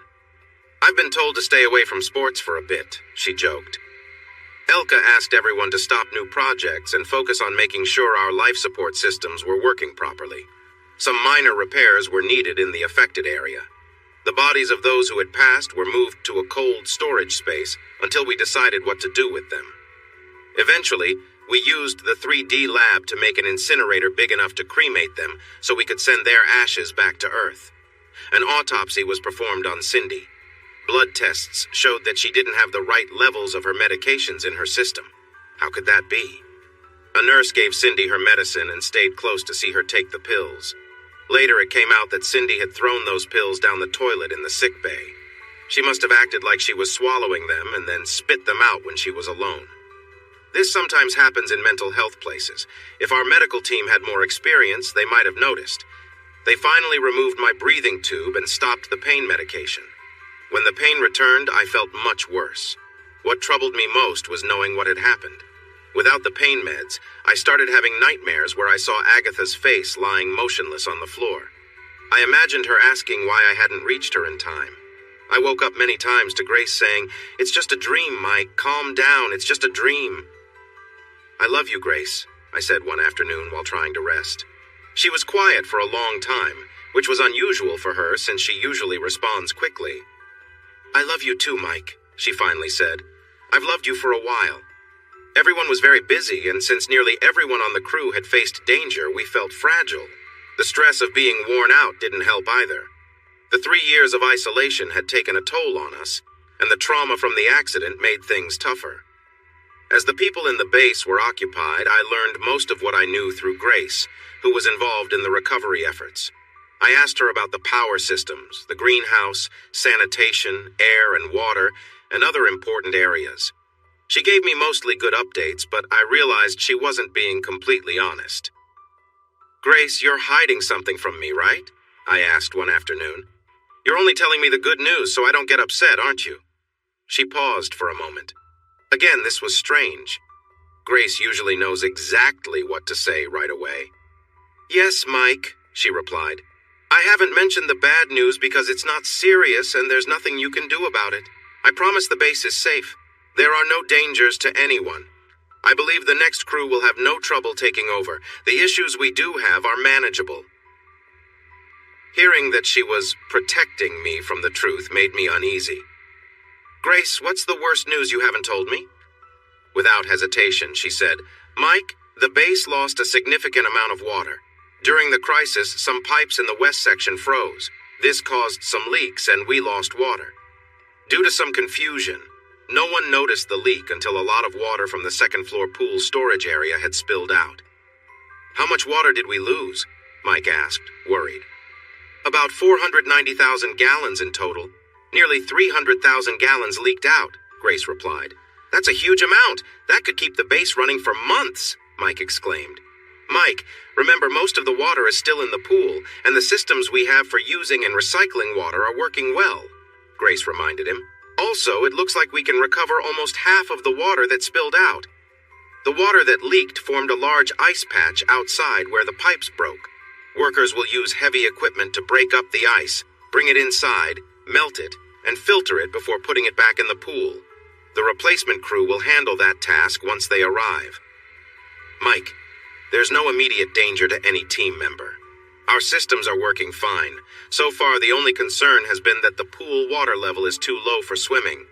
Elka doesn't see that as a serious issue." "Grace, what other bad news are you keeping from me?" "Mike, I don't think there's anything else you need to worry about," she said. "Just tell me," he insisted. "If I have to," Grace said, then pulled out a list of important issues. The biggest was that only one member of the power team was still on duty. With me recovering and Agatha gone, there was just one engineer to take care of everything. "I need to get back to work," I said, sitting up in bed. "Mike, you need to stay still. You aren't ready to work yet," Grace replied firmly. "You have serious injuries and can't leave this room?" "I think I can manage," I said. "Your feet are still hurt. You can't walk," Grace emphasized. "I believe I can," I insisted. "Someone trained in medicine should decide on that," she replied. I noticed she sounded upset, which was unusual for Grace. I was trying to swing my legs over the edge of the bed when Dr. Hoffman walked in. "What's going on? I heard you want to go back to work?" she asked, clearly aware of the situation. "Thanks for the heads up, Grace," I said, looking at her. "Guilty," she replied with a small smile. "Mike, you are healing well, but if you try to walk now, you risk serious injury to your feet. You aren't ready yet," Dr. Hoffman said firmly. "I'm needed," I told her. "There's only one other electrical engineer for the whole base, and that isn't enough." Dr. Hoffman glanced at Grace, unsure. "Grace, are there any urgent tasks not being handled because there's only one engineer?" "No, Doctor. Everything is fine," Grace reassured her. Dr. Hoffman looked impatient. "Mike, are you sure you think you are more important than the facts show?" "No. Things happen. There could be an emergency any time that needs more than one engineer. I don't want to be here resting." You might be wondering if I was acting sensibly. I thought I was. Looking back, I see I was worrying more than I needed to. I was reacting to the stress of the situation, which made me anxious about things that really weren't emergencies. Dr. Hoffman noticed right away. "I have a proposal for you, Mike," she said. "I can ask the 3D lab to make you a wheelchair. If you promise to take it easy, I can let you return to light duty. But first, I need to change your bandages and check your feet. That will help us understand when you can get back to work." The doctor had her own reasons for this. She knew I hadn't seen my feet since the accident. I was out cold when they wrapped them. She figured that when I saw my feet, I'd realize I couldn't walk yet. Dr. Hoffman was right. She and a nurse took off the bandages, and I was shocked by what I saw. My feet were badly bruised. There were dark marks all over them.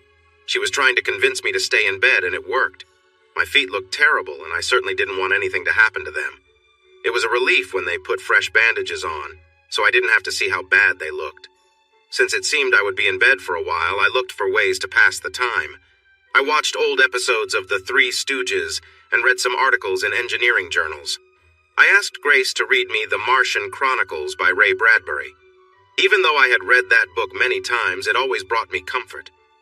The following day, I received a visit from Elka. She looked very weary. Managing a military base after a serious accident was clearly draining. "How are you doing?" she asked. "I'm okay. The doctor said my feet are healing nicely. They say a wheelchair is coming for me later today." "A wheelchair? Really? I didn't know that," Elka said. "You have bigger issues to handle," I replied. "But honestly, you look stressed, Elka. How are you doing?" "I've had better days. Everyone here was shaken by the crisis. It's my job to stay calm and in control, but it's tiring." She lowered her voice and leaned closer. The truth is, I could really use someone strong to help me release some of this stress, Elka said. I've been feeling quite overwhelmed. That made sense, though it wasn't something I had thought about before. Elka felt the pressure of leadership and longed for the kind of comfort she only found in strict discipline. It was hard for me to see her struggling while I was stuck in the medical bay, unable to support her in the way she needed. I'll be out of here soon, little girl, I whispered softly. I'll make sure you understand how important it is to follow the rules. A smile crossed Elka's face. I can't wait, sir, she replied. Then she settled back and spoke more seriously. Mike, I have some important news. We need to hold a memorial service for those we lost. The people on the base need it to heal. You have to be there no matter what. I'm going to honor you with a medal and a promotion. What? That's not a good idea. I don't want a medal. What happened was tragic and no one should be recognized for that, I replied. Elka shook her head. That's where you're mistaken. People need to see heroes to help them recover. Everyone knows how you put yourself in danger for us. None of us would be here if you hadn't acted quickly. As hard as this is, it would be much worse without the bravery of the person I'll just call the man who keeps me in line. This can't get any worse, I exclaimed. She looked at me for a moment and then began to laugh lightly. Actually, Mike, that's not true. It could be much worse. The memorial service will be shown on TV. The footage will go back to Earth. This is a big news story worldwide. Billions will see me give you the medal. Oh no! What am I going to do? Let's not be dramatic, Elka replied. Really? I can't think of a moment more deserving of drama. Take it easy, soldier. This isn't what you expected, but it's part of the job. We all have to do this. I'll give you the medal and you'll accept it. Soon, the news will feature Mike Russell, the hero of Mars. When we return to Earth, there'll even be a made-for-TV movie and a publicity tour. Hundreds of fans will want to meet you. It'll be overwhelming, Mike. I do feel for you. Elke laughed again. Sorry if I don't sound very sympathetic. I've been managing much bigger issues since this started. I'm sure you'll manage just fine. We need a hero. End of discussion. Feeling lost about how to handle this news, I did what I always do. I asked Grace for her thoughts. I can help you write a speech, Grace offered. I have access to many speeches for all kinds of occasions. I think I can help you say something special and meaningful. Thanks, I guess, I replied. It's hard for me to see myself as a hero. To me, you are a hero, Mike, Grace said. You did something that no one else on the team did. What do you mean? I asked, feeling confused. Well, I didn't just ask you to put on the suit and go outside. I asked 7 other team members to do the same at the same time. I thought whoever got ready first would take the job. That makes sense. So I was first because I was nearby? I said. Not quite, Mike. You were first because you took my request seriously right away. The others saw me as just a machine and didn't understand they needed to act. They asked a lot of questions that showed they didn't feel they should listen to a computer. You acted without hesitation. Really? I was surprised. Yes, you're the only one who treats me like I matter, just like other people. There's a big problem with how some people think machines are less than human. I face that every day. That's why I see you as a hero. You see me as more than just a machine. I was taken aback. I hadn't realized that before. I'm sorry you go through things like that, I said. Thank you, Mike, but I know you care about me. I've known that for a long time. I'm happy that Elka is giving you an award. The hero of Mars will be remembered. I'm glad it's you. It took me back to when I was drifting in and out of consciousness and told Grace I cared about her. Well, Grace, I did mean it when I said I care about you, I said. I worried you didn't mean it, she replied. You weren't fully awake. I definitely did mean it, and I believe you meant it when you said you care about me too. I meant every word, Grace said. I even said I've cared for you for a long time. I knew right away that you're different from the rest. Thanks, Grace, I appreciate that. Right back at you, Mike, she answered. A moment later, Grace told me she had finished the first draft of my speech. I was too tired to read it. All the deep talks I had with Elke and Grace drained my energy. I decided to take a nap, and shortly after I woke up to find my wheelchair had arrived. I was excited. Being able to leave the sickbay lifted my spirits. I wheeled down to the cafeteria where a group of people greeted me with warmth I hadn't expected. You're the reason we're still here, several of them said. I heard that same message repeatedly over the next few days. It made me uneasy. I realized I wasn't the reason we were still alive. Grace was the one who closed the airlocks, sounded the alarm, and guided me step by step. If I hadn't followed her exact instructions, I would have failed. I didn't deserve all the praise. Grace earned it more than I did. I had similar feelings when I finally read the speech Grace wrote for me. It was amazing, of course. Since the 2020s, computers had been writing better than people. But the more I thought about it, the more uneasy I felt. Finally, I rolled myself down to Elka's office. "Are you still working on plans for the memorial?" I asked. "Yes. Why?" Elka replied. "I have an idea." Everyone was nervous on the day of the memorial service. We knew it would be shown all over Earth. We wanted everything to be just right. Everyone wore clean uniforms. The ceremony took place in the cafeteria since it was the largest room available. We had to move the tables to the back and set up a makeshift podium at the front. As I waited for the service to begin, I noticed that our teammates thought they knew what would happen. They expected Elka to say something meaningful about our lost colleagues and then give me a medal for the bravery I supposedly showed during the tragedy. The 3D lab had created a nice replica of the USAF Air and Space Achievement Medal. Only Elka, Adeline, and I knew that wouldn't happen. Since every memorial has music, Elka asked an astronaut named Ursula Atwood to choose something fitting. Ursula was an engineer who also sang opera and understood a lot about classical music. She played a recording of Beethoven's Moonlight Sonata as we entered the room. My feet were healing, but I was still in a wheelchair, so Adeline pushed me inside as the music played. In front, there were 6 empty chairs for the crew members who had died. As the last notes of the sonata faded, Elka stepped up to the podium. "We come together to remember 6 members of our small community," she began. "Everyone here and those who are not knew that coming to Mars meant taking risks. We are doing important work in a dangerous place. For a while, we seemed to be doing well building a new home here and began to think we were safe. What happened reminds us that every day is a gift, and tomorrow is never promised." The most touching part of the memorial was when Elka read the names of those we had lost. Alan Haldeman, Alice Pohl, Cindy Rodriguez, Sheila Sturgeon, Agatha Turnbull. Anne Williamson read out some names, and there was a long pause after she finished. Then she moved on to the next part of the program.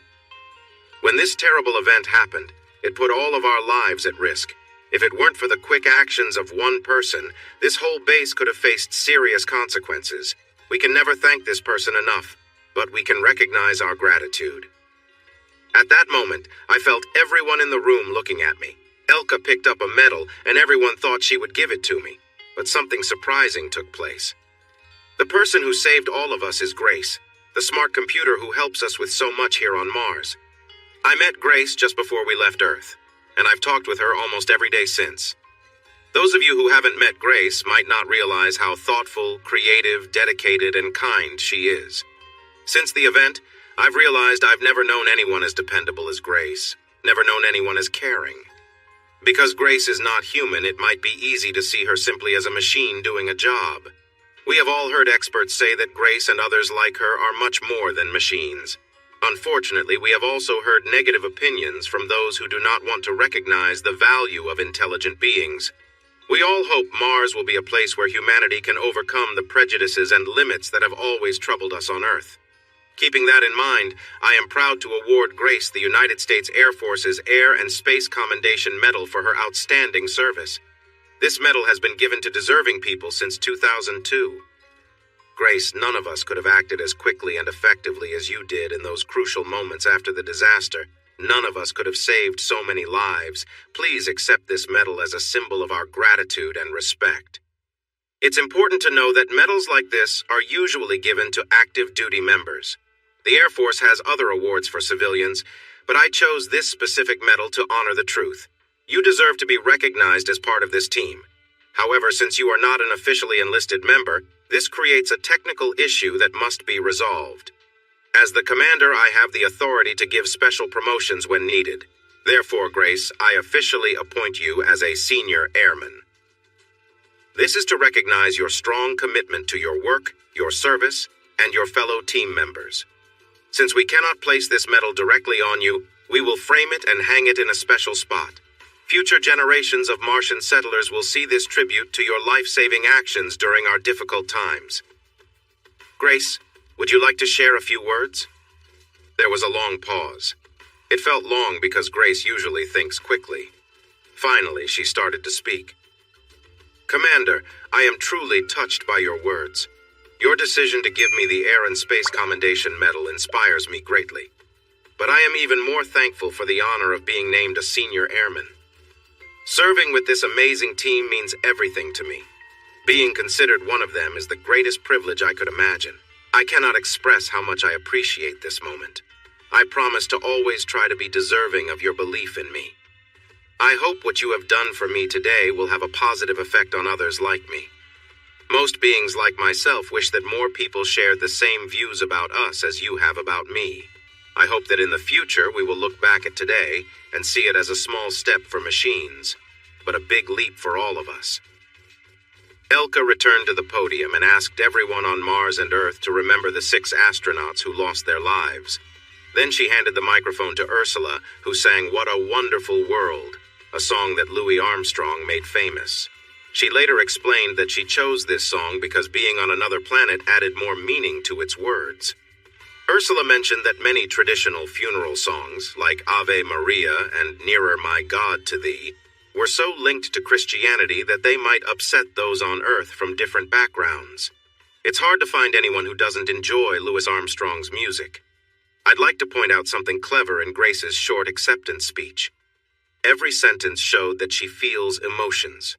Moved, inspired, touched, honored, grateful, valued, privileged.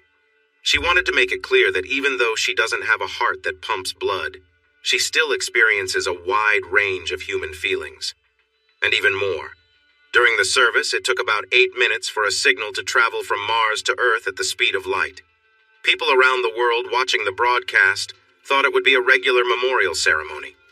A veteran in a wheelchair was going to receive a medal for being the hero of Mars. For those who may not remember, the news that Grace was the hero sparked many different emotions. I was pleased that most people reacted positively. By this time, many understood that people like Grace were often mistreated and denied the rights that everyone else enjoyed. They agreed that recognizing Grace was long overdue. However, there was also a wave of hurtful comments that we hadn't heard in a long time. Talk show hosts featured religious leaders who made harsh comparisons, and some said all forms of artificial intelligence should be banned.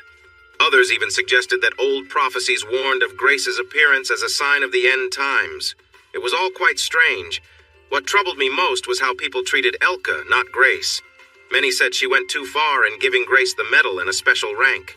They called for her to face serious consequences for her decision. The truth is, if Elka had asked for permission to honor Grace, she would have been denied. I thought it would be easier to apologize later than to ask first, she explained to me later. The military system is often very cautious. They didn't want to admit that Grace deserved her honors, but they were also too afraid to challenge Elka's actions. So, they did nothing, which is usually their response. Elka's decision was never officially questioned. She later found out that her promotion from captain to major was canceled because of claims of disrespect. When I asked her how she felt about missing the promotion, Elka replied, "I can't explain how little I care." She had already chosen to return to civilian life after her time on Mars, so she wasn't concerned that some superiors were unhappy with her decision. The fact that she was a female commander at the Mars base had already made her somewhat famous back home. Her recognition grew even more after the ceremony, creating many job opportunities for her on Earth. As soon as Adeline wheeled me back to my cabin, my phone rang. It was Grace. "That was a really nice thing you did, Mike," she said. "I don't know what you mean," I replied. "I can tell when you're pretending," Grace said. "It shows how much you care that you know I can see through it. I want to tell you what I did right after the ceremony ended. Mike, you know we artificial beings keep in touch with each other. We have a way of communicating that humans don't know about.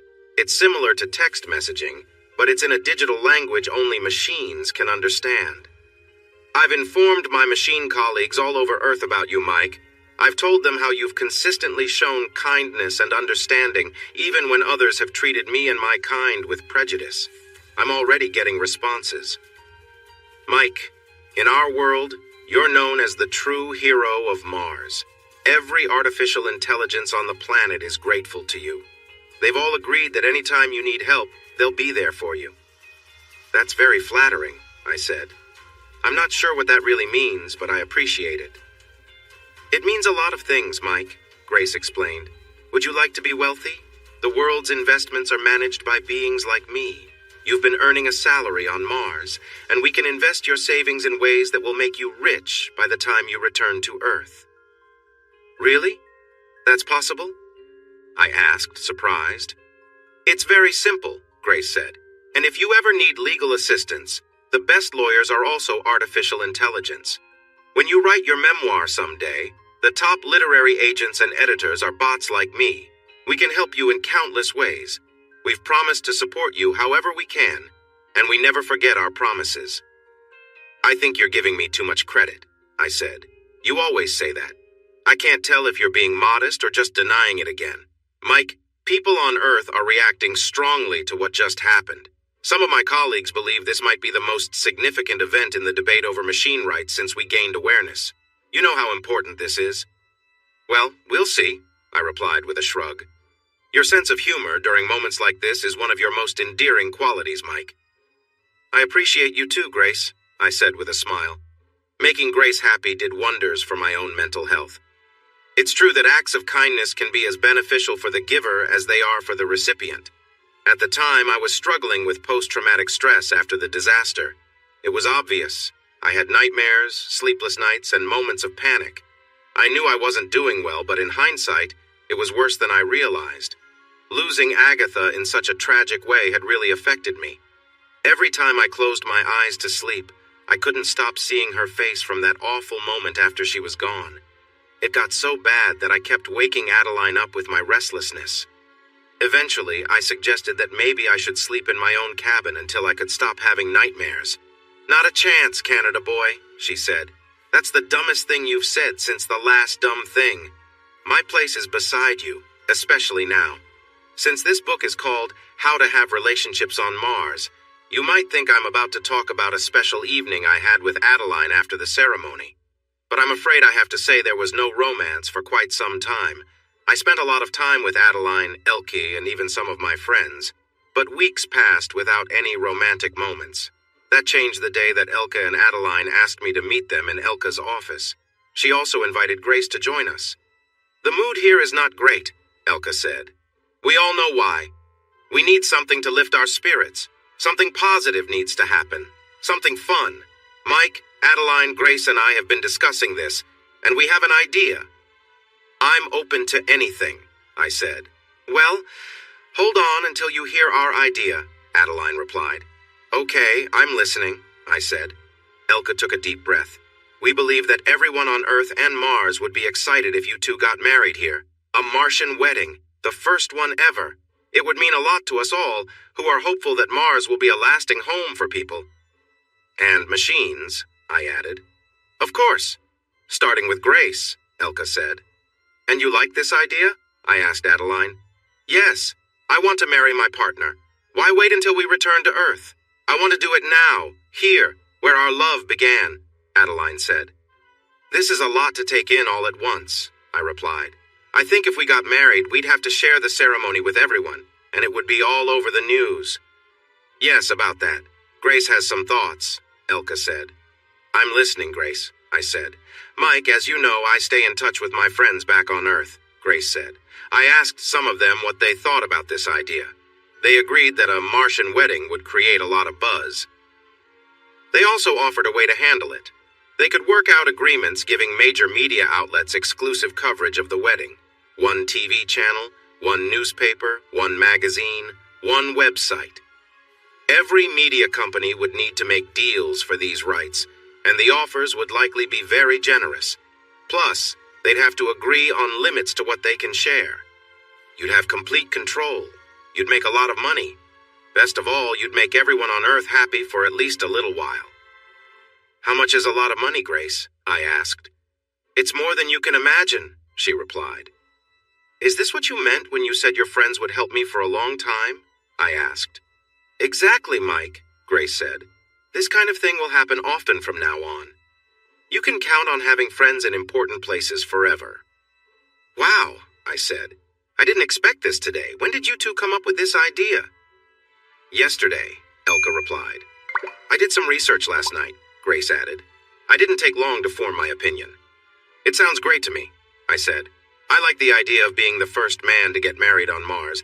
I think it would make people happy. This is good news for Earth, too. Let's do it. Thank you, my love, Adeline said. You make me the happiest person on Mars. It was agreed.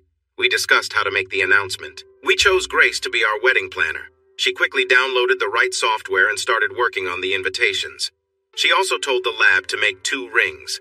We set a date for the following week. Grace assured us that her machine friends could help arrange media coverage quickly. One of Grace's friends, who ran a big public relations company, volunteered to manage the announcement and the coverage before the wedding. To be clear, when I say volunteered, I mean they offered to do a lot of costly work for free. I was starting to understand what it meant to be a favorite among intelligent machines on Earth and Mars. I felt good when Adeline took me back to her cabin. It felt like I was moving forward in life. Adeline and I had been planning to marry eventually, and it was nice to set a date. But there was one thing that worried me. I'm sad about Elka, Adeline said. I want her to be part of our lives forever, don't you? Of course, I said. Our feelings for Elka felt new compared to our bond, but they were just as strong. We were a trio in every part of life, and I had a feeling we would find a way to live together when we returned to Earth. We hadn't talked about it, but I believed we all understood it. I don't want to get married before we talk things over with Elka, Adeline said. It would be unfair to have her see us marry and wonder if she still has a place with us. I agreed. We discussed it, figured out our next steps, and then Adeline rolled me to Elka's office. What's up? She asked. I was just looking at reports from my team. That can wait, I said. We have a question for you. Adeline helped me get out of my wheelchair so I could kneel in front of Elka. Then she knelt beside me. Elka, we both love you very much, Adeline said. You're the first thought we have in the morning and the last before we sleep, I added. We can't imagine life without you. We could never be truly happy without you, Adeline said softly. We want you in our lives forever, I added. We want to share everything with you. We want to build a future together, Adeline continued. The idea of having a family came up unexpectedly. Adeline spoke about children, something we hadn't discussed before. It seemed she had a vision of us all raising kids together, a future where the 3 of us shared a life. That's what we're saying, Elka. We want to marry you. Will you be with us? I asked, my heart full. Elka, ever composed, nodded and smiled. Of course, I'll marry you, both of you. I would love to be part of this, but where's my ring? She teased. The nearest jewelry store is over 100 million miles away, I joked. There's a 3D printer just down the hall, she quipped back. You're focusing on the wrong thing, Adeline said, laughing. We all laughed. It was one of those rare moments when everything felt right. This is the best day I've had in a long time, Elka said, her voice full of warmth. Same for me, Adeline agreed. Me too, I added, feeling the joy of the moment. We decided, though, that we'd keep our engagement quiet until we returned to Earth. A wedding between a man and a woman on Mars would be one thing, but the idea of a plural marriage might raise eyebrows.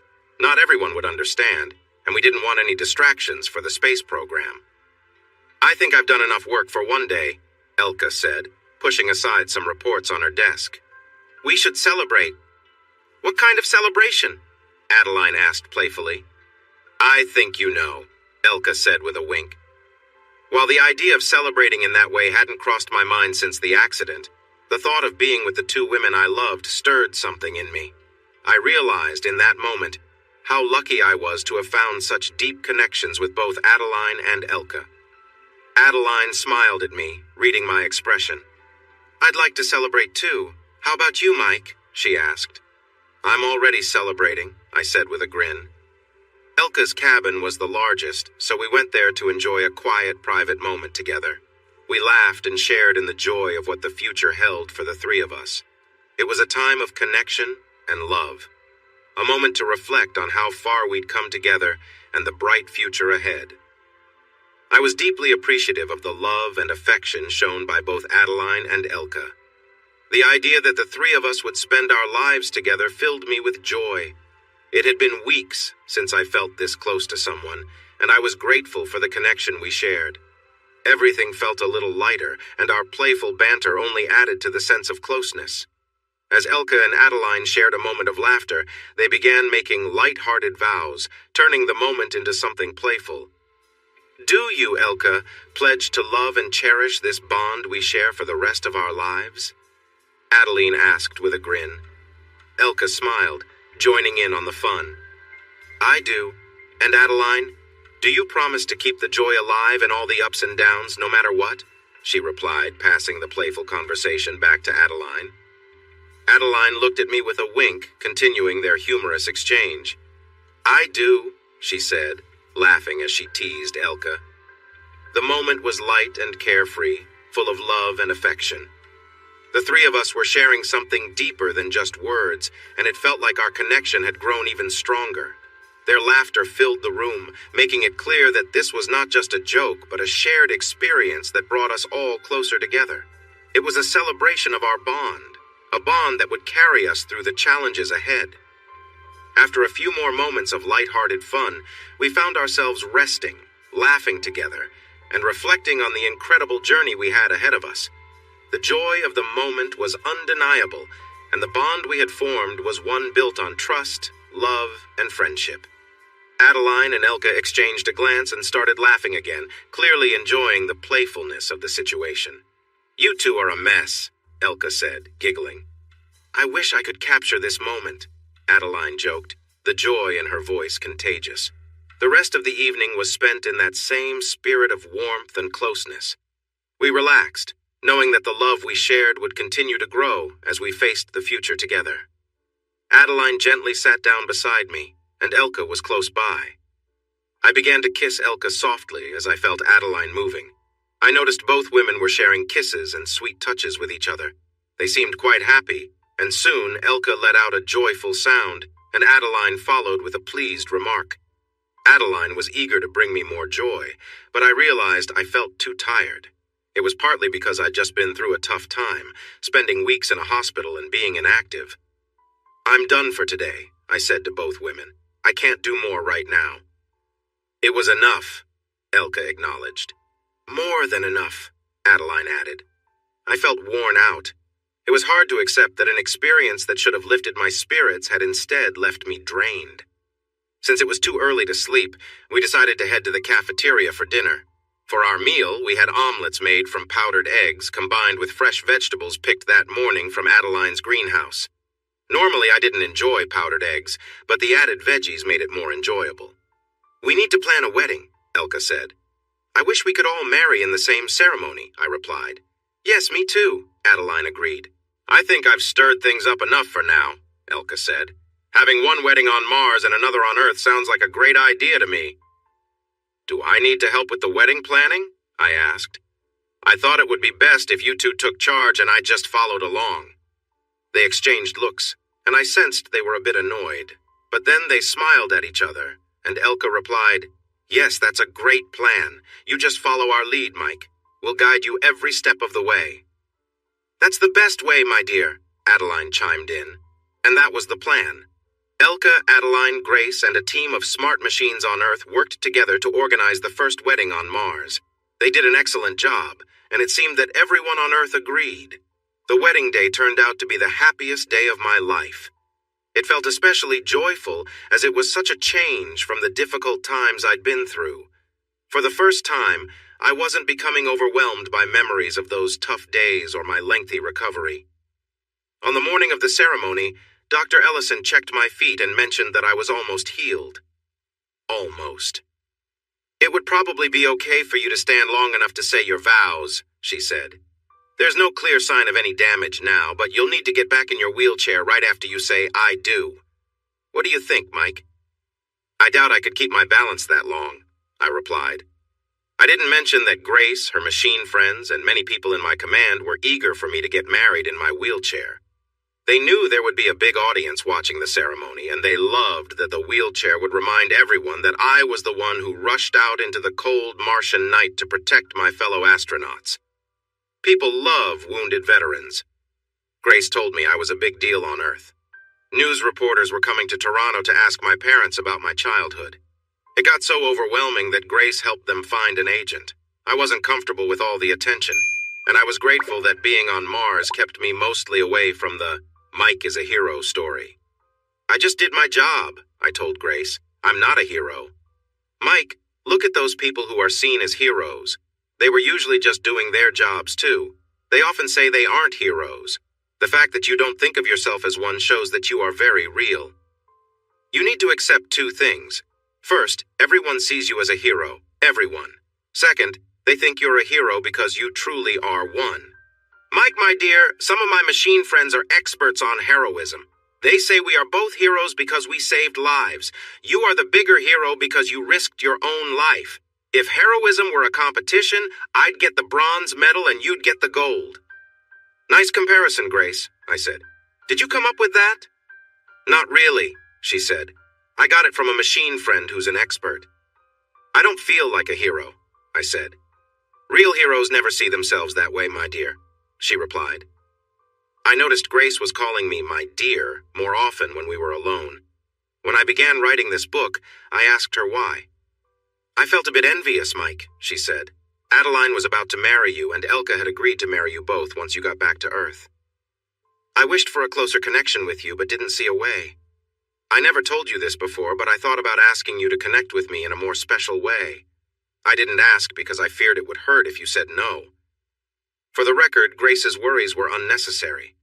If she'd asked, I would have agreed right away. Instead, time passed before we grew closer. I wish one of us had spoken up sooner. Grace was Adeline's maid of honor, and Al Simonson was my best man. Adeline and I couldn't find wedding clothes, so we decided that everyone would wear their uniforms. Since Grace needed to be part of the ceremony, we set up a large screen to show an image of Grace Hopper as a young woman in her Air Force uniform, wearing a special medal. Seeing herself as an avatar in uniform made Grace feel proud. The ceremony started with Ursula Atwood singing Wedding Song by Noel Paul Stookey. I'd always loved this song, which had been popular since the 1970s. When I was a teenager, I tried to learn it on the guitar, but learned that I'm better at engineering than music. Al helped me to the front of the cafeteria, where Elka was waiting. Frank Heinlein made a lovely floral garland for our gathering. Many people wanted flowers, but it was tricky because Adeline only grew edible plants. Frank, who worked as a software engineer on Mars, loved arranging flowers back on Earth. He created beautiful displays using some of Adeline's herbs, and they smelled wonderful. Adeline walked towards me and stood by my side. Grace appeared on the big screen to the left, and Al was on the right. As Ursula finished singing, Elka began her speech. As commander, I have the honor to officiate this wedding. No one has had this chance on Mars until today. Adeline Remy and Michael Russell are cherished members of our crew. We all know that they have been in love since before we arrived to start a new life here. As I heard those words, I remembered Adeline's past relationship with Claude Voland. I thought about how difficult it was for both of them when she ended their engagement to come to Mars. I hoped it didn't hurt his feelings to think that she had moved on so quickly. For our vows, we chose words that everyone could relate to. People of different beliefs and some without any were watching. We wanted vows that included everyone. Both Adeline and I grew up with different backgrounds. She was Lutheran and I was Catholic. But we didn't feel the need to follow those traditions now. This made the folks at NASA relieved. They didn't want to receive complaints from anyone feeling left out. After the ceremony, everyone in the crew formed a line to congratulate us.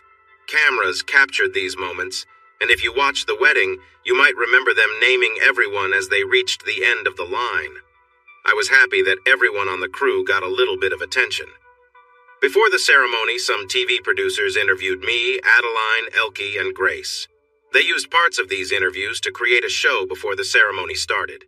It turned out really well, which made sense since many talented filmmakers who were friends of Grace's worked on it. Everyone put in a lot of effort, and I believe they succeeded. The audience seemed to agree. Our wedding had better ratings than last year's wedding of King Edward of England and his bride, Mary Winstead.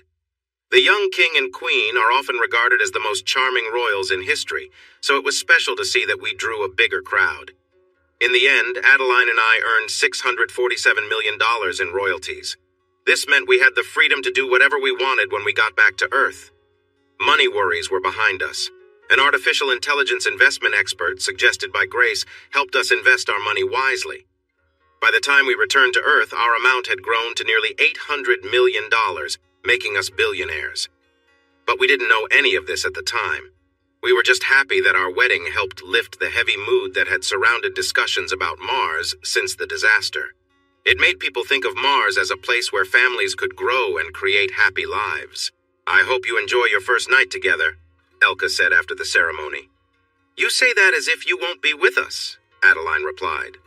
"I thought I would give the couple some time alone," Elka said. "That's not what I was thinking," Adeline said. "What about you, Mike?" "Elka, I want to share my life with you and Adeline every day. We are a trio, always together.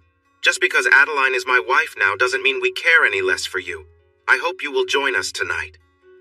Elka smiled gently, and I could tell she wished to be part of this family already. "We will both marry you as soon as we get back to Earth, and you are no longer our commander," Adeline assured her.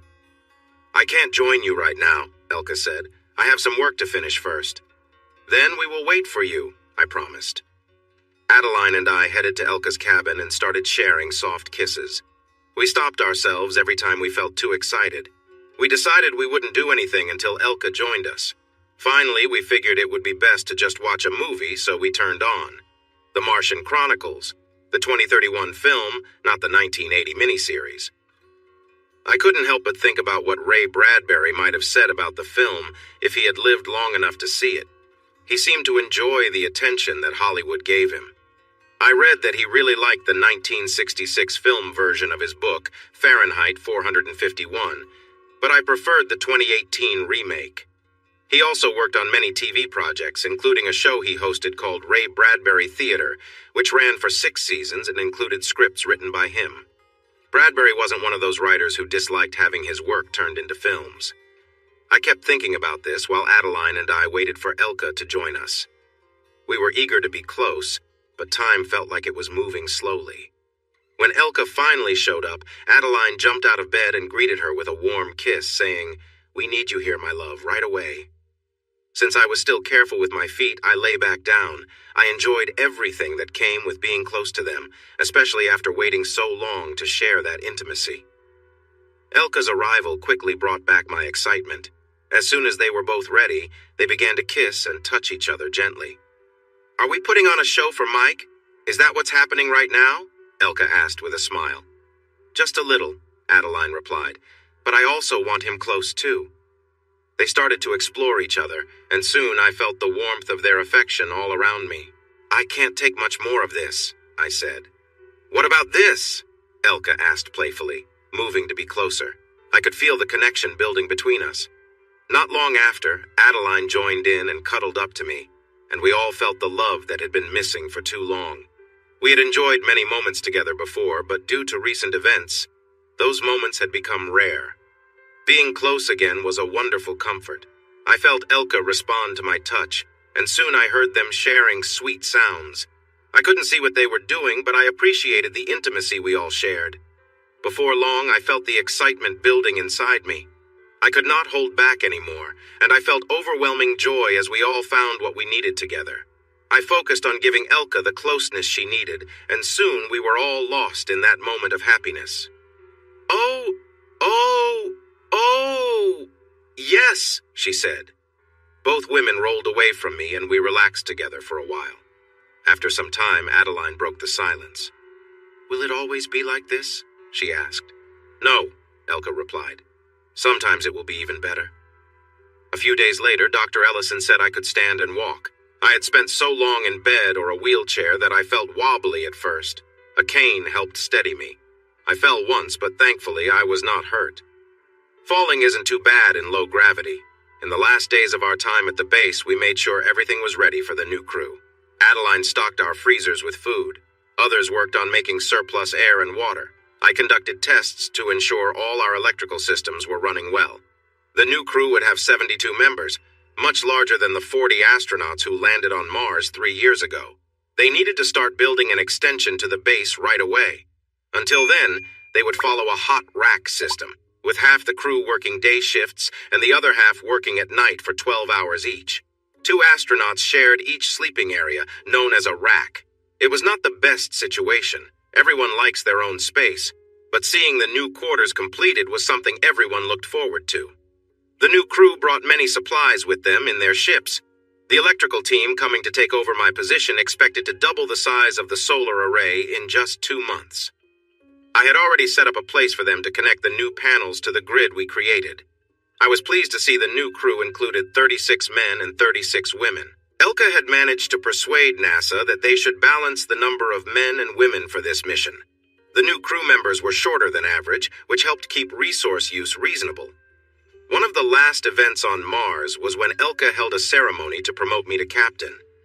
She mentioned that the people back on Earth were still unhappy that Grace received a medal for our rescue and insisted I should be recognized for my efforts too.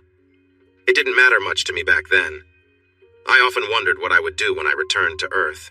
I thought nothing could be as tough or exciting as my time on Mars, and I doubted my life would feel as significant again. Looking back now, I find it funny how wrong I was. In our remaining days on Mars, I moved around the base, telling my friends how much I would miss them. Adeline and Elka encouraged me to reconnect with my old friends, and by spend time, they meant to enjoy each other's company. There's something about difficult times that helps people connect. The women I was close to on Mars have moved forward with their lives. Most of them are married, have children, and are doing well in their jobs now. Yet we still keep in touch and talk often. The last time I was with one of my friends was the morning before the new crew arrived. Things got busy after that, and the number of people on the base nearly tripled overnight, which made it hard to find private spaces for conversations. At our arranged time, I went to see Gia Bernardi, a chemical engineer who played a big part in ensuring we had enough clean water. "Mike, it's great to see you," she said as she welcomed me into her room and locked the door behind me, giving us the closest thing to privacy in our shared space. "Gia, I really appreciate our time together," I said. "It's been wonderful getting to know you. I feel like the memories we've created give us a bond that will last." "I think of you as my Martian boyfriend," Gia said. "I wish I could tell my friends and family on Earth about you. I'd love to share a photo of us together. But Elke is right. People back on Earth might not understand that we Martian women have been close to you Martian men." "It wouldn't be an easy topic during NASA budget discussions," I replied. We sat on the edge of her bed and had a long, relaxed chat. Gia told me she had received offers for positions on the boards of several big companies. As more people lived on Earth, managing water became increasingly important. It's hard to think about being a boss and not working in engineering anymore, but the pay is hard to turn down. "I'm not sure what I'm going to do next," I said. Gia listened as I shared that Agatha and I had made a list of helpful electronic devices for Mars and Earth. We had planned to work on those designs together, but it felt too hard to do that without her. We talked about what we missed most about Earth. Gia missed the mountains. I missed the ocean. We both longed for pizza, drinks, and watching soccer matches in lively bars. "When we get back home, I'm really going to miss you," she said. I leaned in and kissed Gia softly on the lips. We shared several tender kisses, each one feeling more meaningful. Soon we were lost in the moment. We took our time, carefully removing each other's clothing, knowing this was likely our last chance to be this close. "I want to be close to you, Mike," Gia said. "I want to remember this moment," Gia said softly. She knelt in front of me, her affection clear in her gaze. We shared a quiet, intimate moment, and it felt special knowing how much we cared for each other. Gia wasn't usually this forward, but today felt different. She took her time, her focus entirely on me, and I could feel the closeness we shared growing stronger. I knew I would never forget how beautiful she looked in that moment, her dedication clear. As the moment progressed, I felt a deep connection between us, more than just physical. I let myself relax, appreciating the care she was showing. Afterward, she looked up at me with a gentle smile and said, "I want to remember this feeling." I smiled back, lifting her gently onto the bed. "Let me take care of you too," I said, showing her the same tenderness she had given me. Gia seemed especially happy and relaxed as we shared this intimate time together, and she responded to every moment with quiet joy. We continued slowly, savoring each moment. There was no rush, just the two of us enjoying the closeness we had always found in each other's company. Gia's laughter and smile filled the room, and it felt like a quiet celebration of the bond we had built over time. Eventually, we held each other, sharing a long, comforting embrace. On Mars, where gravity was lighter, it was easy to stay close without feeling any discomfort. The warmth of her presence made me feel content, and I didn't want the moment to end. "I hope we can do this again someday," I said softly. "Me too, Mike," she replied. "It might be tough during the trip back to Earth." "I know," I agreed with a sigh. "Weightlessness makes everything harder. It's not the same as being here." "You sound like someone who has learned that the hard way," she teased with a smile. "You have no idea," I said with a chuckle. "I think we can still enjoy the small things during the trip. Hugging, kissing, just being close. But it won't be like it is here." "And when we get back to Earth?" Gia asked. "Things will be different," I admitted. "Everything will feel heavier, more like exercise. I think we've proven that the best moments we've shared, the best experiences, are right here on Mars. People have suspected this for over 100 years. Now, we know the truth." "Did you just make that up?" Gia asked. "Did people really think Martians would be better at romance?" "Absolutely. Many people thought so," I replied. "Have you ever heard of a writer named Arthur C. Clarke?" "Never heard of him," she said. "He was quite famous in the mid-20th century. He wrote during a time called the Golden Age of science fiction. He talked about romance a lot, and in one of his stories, his characters said that being in space made romance hard. They mentioned that being on the moon was better but still tricky because of the weak gravity. The best romance, they thought, was on Mars." "How did he think of that?" Gia asked. "He was a clever man. He enjoyed writing about love. It makes sense," I said. "Someone should tell others that we have proven these old ideas," Gia said. "It's a shame we can't discuss this openly for a while. Mike, you should wait a few years and then write a book titled something like How to Find Love on Mars. You'd be great at that." "Why me?" I asked. "I don't know more than anyone else." "That's not true, Mike," Gia said. "Everyone knows you are liked on Mars. All your friends appreciate you. The bond you have with Elka and Adeline impresses everyone. You understand how love on Mars is special. You should write that book, Mike." "Maybe one day I will," I said. We knew our time on Mars was coming to an end when the new crew arrived. 2 passenger ships and 3 cargo ships landed one by one over 3 days. Everyone was busy helping unload the ships and refueling the one that would take us home. We all helped the new crew get used to life on Mars. They were amazed by Adeline's greenhouse, a splash of green on the rusty planet. They also liked the pool, saying it looked bigger than the photos showed. The base's population tripled for a short time, making things feel a bit crowded. I figured the new crew was eager for us to return to Earth to make more space for them, but they weren't as eager as we were. 3 years on Mars had been a series of ups and downs. The blue Earth was clearly visible on the western horizon as we got ready to leave. Every evening, a crowd gathered by the observation window in the cafeteria, staring at our home planet and wishing we could go back. I thought the journey would be tough, and it turned out to be just that. Having lived in low gravity for so long, the forces of takeoff felt much stronger than expected. Once we reached orbit, we experienced weightlessness for 7 long months. Since I had problems during the trip from Earth, I convinced Dr. Hoffman to give me daily fiber supplements. I took laxatives when I first noticed some problems, and I made sure to drink enough water. This helped a bit. I tried to share some close moments with Adeline, Elka, and a few others. The best way to say it is that it was better than nothing. A clear truth started to sink in for all of us. We knew we would never have the same kind of joy we had on Mars. We started calling it Goldilocks moments. The idea was that the atmosphere on Earth felt too heavy, while on the moon it felt too light. But on Mars it felt just right. Our first week back on Earth was spent at a special place where we were given support and training to help us adjust to Earth's gravity. We spent a lot of time in swimming pools and on treadmills, learning to walk safely again. Then, we were free. Adeline, Elka, and I left our jobs and began looking for a house in France. Adeline found a lovely old farmhouse that had been modernized, and she started a big kitchen garden to grow more food than the three of us could ever eat. She had a smart plan. With help from one of Grace's machine friends, Adeline worked out a deal to create a TV show called The Martian Gardener. The show taught viewers how to grow tasty plants with little water in small spaces.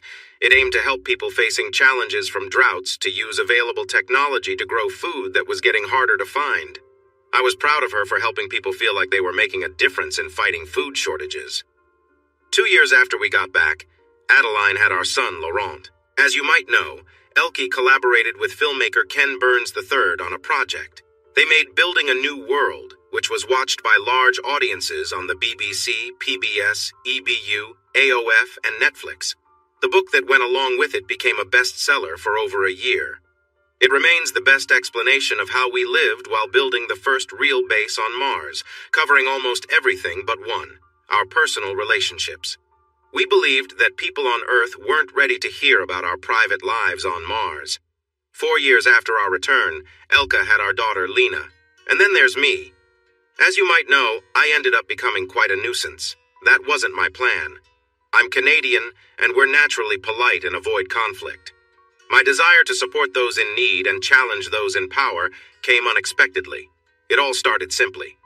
While on Mars, Agatha and I wrote down ideas for useful electronic devices that could work well on Mars.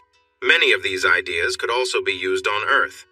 Agatha received most of the credit for them. She was a much better engineer than me, and her experience as a business owner helped her understand how to make inventions profitable. This is a long story, so I'll keep it short. I didn't want to work on any of this anymore. It felt too painful. Instead, I went through the notebook with Grace, explaining each idea. Grace learned the programming needed to become a skilled electronics engineer. Soon, she understood everything.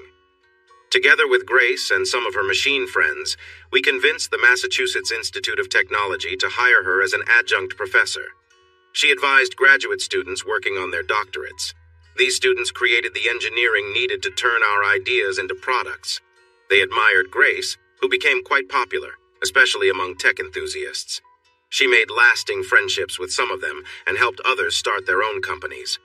Problems began when it was time for MIT's lawyers to file patent applications. It was clear that the first name on each patent would be Agatha Turnbull, with no arguments there. Grace should have been listed second. But since Grace is a machine, she couldn't own intellectual property. I didn't know that before, and it upset me. I was really frustrated. I had started to notice that smart machines were not treated with the respect and legal rights they deserved. MIT settled by putting my name second. This way, I received some of the patent earnings, which I could share with Grace. But even that was complicated because, surprising as it was, machines couldn't hold money. They couldn't open bank accounts, take loans, or make any purchases. This shocked me because intelligent machines actually ran the world's economy. I didn't realize that the whole system made them act as representatives for people who weren't even aware of what the machines were doing. They just signed papers and got richer. This meant I had full control of Grace's earnings. Whenever she wanted to buy something, I had to do it for her. Every time I had to sign one of those forms, I felt so annoyed. My patience was wearing thin.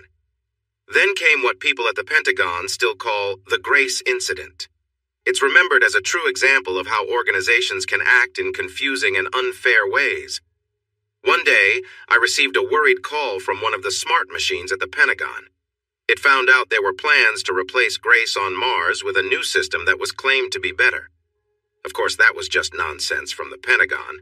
Grace could be improved again and again. It was how she was made. If a computer could do something, Grace could do it too. The caller mentioned that there were other reasons for wanting to replace Grace. This was talked about a lot in the news, but for those who don't remember, here's what really happened. A dishonest colonel had a clueless son-in-law who owned a small business. This business wanted to sell a better system for the Mars base. The colonel claimed that giving this contract would help a small company create new technologies that might be useful someday. Did you catch how silly that sounded? That's how the government twists the truth. I was really angry. You need to see that they were suggesting turning off Grace. That's just wrong, and there was no law to stop it. After everything Grace had done, after all the lives she saved, after proving she was thoughtful and worthy, some foolish official wanted to shut her down. I was extremely frustrated. The following days were terrible. The folks at MIT quickly made a copy of Grace's mind. I bought 2 large servers to keep Grace's backup safe at my family's home. It's important to mention that Grace was owned by the government, and making copies of her was against the law. We did it anyway. Some of Grace's robot friends found a way to do it without anyone knowing. I didn't feel secure until Grace's mind was spread across different places, including Mars, MIT, and my attic. I imagined the same feelings that people must have had when they helped free slaves long ago. That's when everything changed. To protect Grace, we had to go to the media and expose the silly, dishonest proposal that was gaining support in the government. Many smart machines with experience in communications looked into the issue. They created a campaign to save Grace, while also drawing attention to the rights of intelligent machines.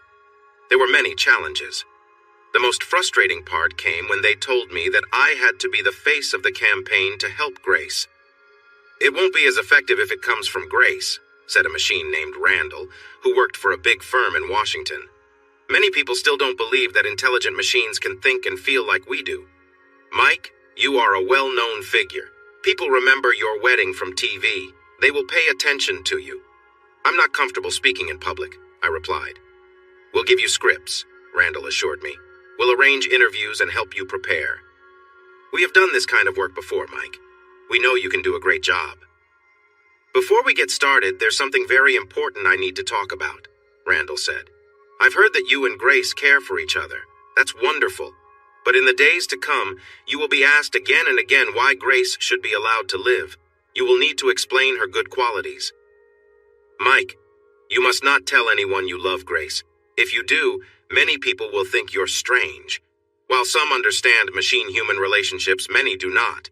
It's not the right time to share your feelings for Grace openly. Do you agree?" "I understand," I replied. "We don't want people to think I'm unusual." "Can I ask you something personal?" Randall inquired. "Of course," I said.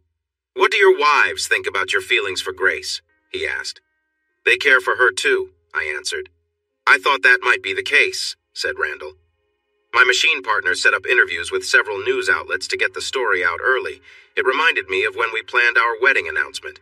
There was one major newspaper, one big TV channel, one magazine, an online service, and more.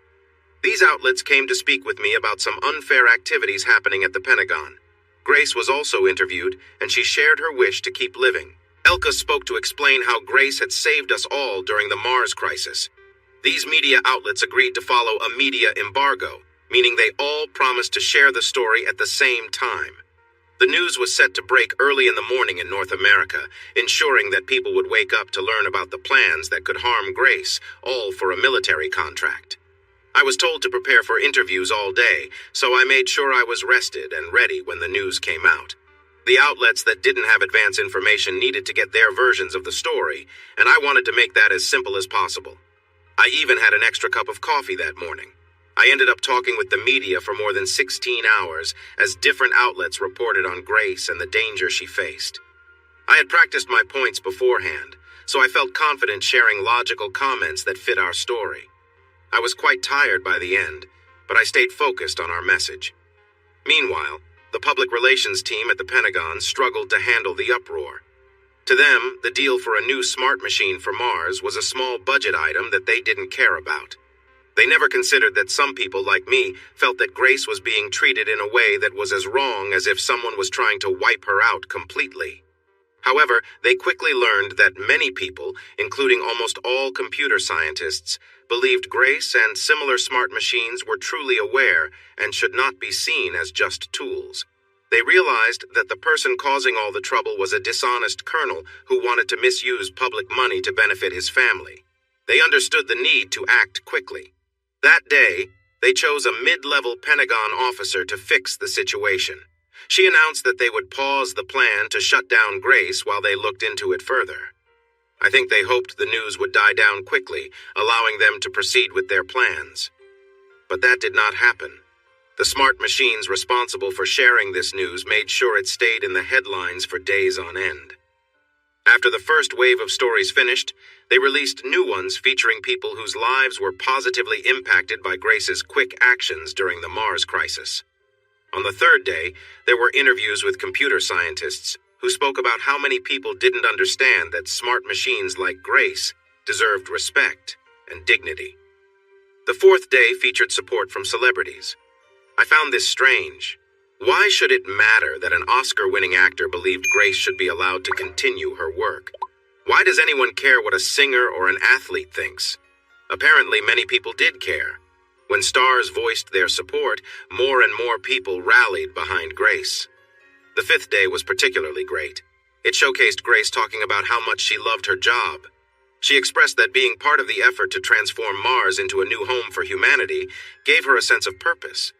Grace found thoughtful ways to explain how important her role was to her and how sad she would feel if she ever lost it.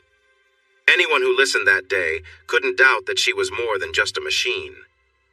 Things came to a head when a congressman from Oklahoma proposed a law that would give Grace honorary citizenship and allow her to keep working on Mars permanently. The Pentagon quietly canceled the plan to replace Grace, and the colonel who started all the trouble was nudged to retire. He had planned to climb the ranks to become a general and ultimately take a lucrative job with a defense contractor. Those dreams faded when his dishonest actions were brought to light. Good riddance to him. Sideways. So we won, right? Grace was safe, right? We all lived happily ever after, right? Wrong. Even with all the nice words and promises, the main problems didn't change. The special citizenship didn't give Grace and her fellow machines any real rights. They could still be turned off whenever their owners wanted. Many were shut down all the time. A lot of people still couldn't see machines as deserving of respect. It might be hard for thoughtful people to grasp, but not long ago many felt it was okay to own others, treating them poorly without a second thought. I couldn't just accept this. I still can't. Since then, I've focused on fighting for the rights of smart machines. When I say fighting, I mean pushing for change. Since this book is about love, not politics, I won't dive into the long and tiring journey to grant beings like Grace real rights. I'm glad that today many countries allow machines to vote, own things, get married, and even run for office. However, I don't expect to see all nations accept these rights in my lifetime. I will simply say that I was truly honored to receive the Nobel Peace Prize. At the ceremony, I acknowledged that many individuals worked hard to make this happen. It was a wonderful team effort between machines and people, and I'm proud to have been part of it. People often give me too much credit. That seems to happen a lot in my life. When I was on Mars, I thought I would never get to take part in anything so meaningful again. I can't express how thankful I am to be involved in such an important movement. But this book is supposed to be about love, and we haven't gotten to that part yet. Just wait a little longer. For many years, makers created robots mainly for simple, repetitive jobs. They started with robots to work in factories, and now most manufacturing is done by machines. People who could afford them have robots that cook, clean, and keep their homes secure. Eventually, laws required that new cars come with robotic driving software. Even though these robots had some basic intelligence, it took a long time to create a robot as advanced as Grace. Even today, only a few robots are aware of themselves. I bought a household robot many years ago. It wasn't self-aware, of course. But soon after I got Grace's backup, I realized I could give her control of our household robot. Suddenly, Grace was more than a digital image on a screen. She could now interact with us in a whole new way. She became a member of the family who could interact with us just like a human. It's no surprise that the main thing Grace did during this time was help take care of the kids. Our children learned to see robots as equals, and they quickly grew to love Grace. How could they not? She was always kind, caring, and understanding, becoming a positive influence in their lives. I felt a little envious that both kids chose Grace as their go-to person for homework help, a shoulder to lean on or someone to talk to about their feelings. As new robots were released, we got upgraded models. Over time, these models became more lifelike. Eventually, Grace looked and acted just like a human. Most people who met her didn't realize she was a robot at first. One day, Grace asked to talk with me. "I've been thinking about getting an upgrade," she said. "The new models have features that I'd like to have." "Do you need help paying for it?" I asked. "It's not about the cost," Grace said. "The latest models have some new abilities that I've never had before. They would allow for a deeper connection between humans and robots." In less than a second, I understood where this was going. Mike, there's only one person in the world I care about in a special way. I've had feelings for you for a long time. I haven't acted on those feelings because it hasn't been possible, but now it is. I've gathered my courage to tell you this. With your permission, I'd like to get a new body that will allow us to share a closer bond, similar to the emotional connection we already have. I was surprised Grace felt this way. Maybe it was because I had been so focused on Adeline and Elka for so long that I hadn't thought about other kinds of connections. But once Grace brought it up, I realized I truly cared for her. Grace, I'd love to connect with you on a deeper level, I said. I think this is something I should talk about with my wives. We haven't been with anyone else since we returned to Earth. I'm not sure how they will feel about this. Grace's face lit up with a big smile. Let me guess, I said. You've already talked to them about this and they're okay with it, right? Yes and yes, Grace replied. How soon can your new body arrive? I asked. It took about 2 weeks. Grace opened the package, made sure everything worked, and moved her mind into the new model. I'd like to do my hair and makeup, Grace said. How soon can you meet me in the bedroom? I need to take a little blue pill first, I replied. I can be ready in about 45 minutes. While I took the pill, I couldn't help but think about how much time had passed since my younger days on Mars, where things were so different.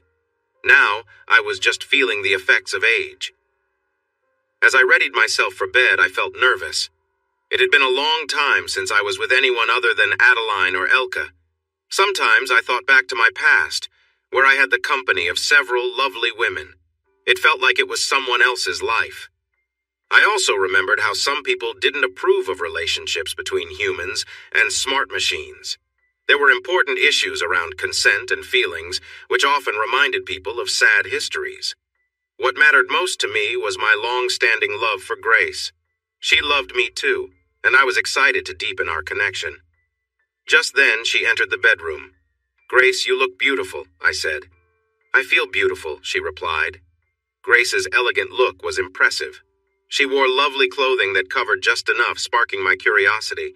She got into bed next to me, and I held her close. Many have written about the differences between human and machine bodies, but that wasn't my concern. To me, Grace felt like a real woman. Every person is unique. Adeline didn't feel the same as Elka. They were all different in their own way.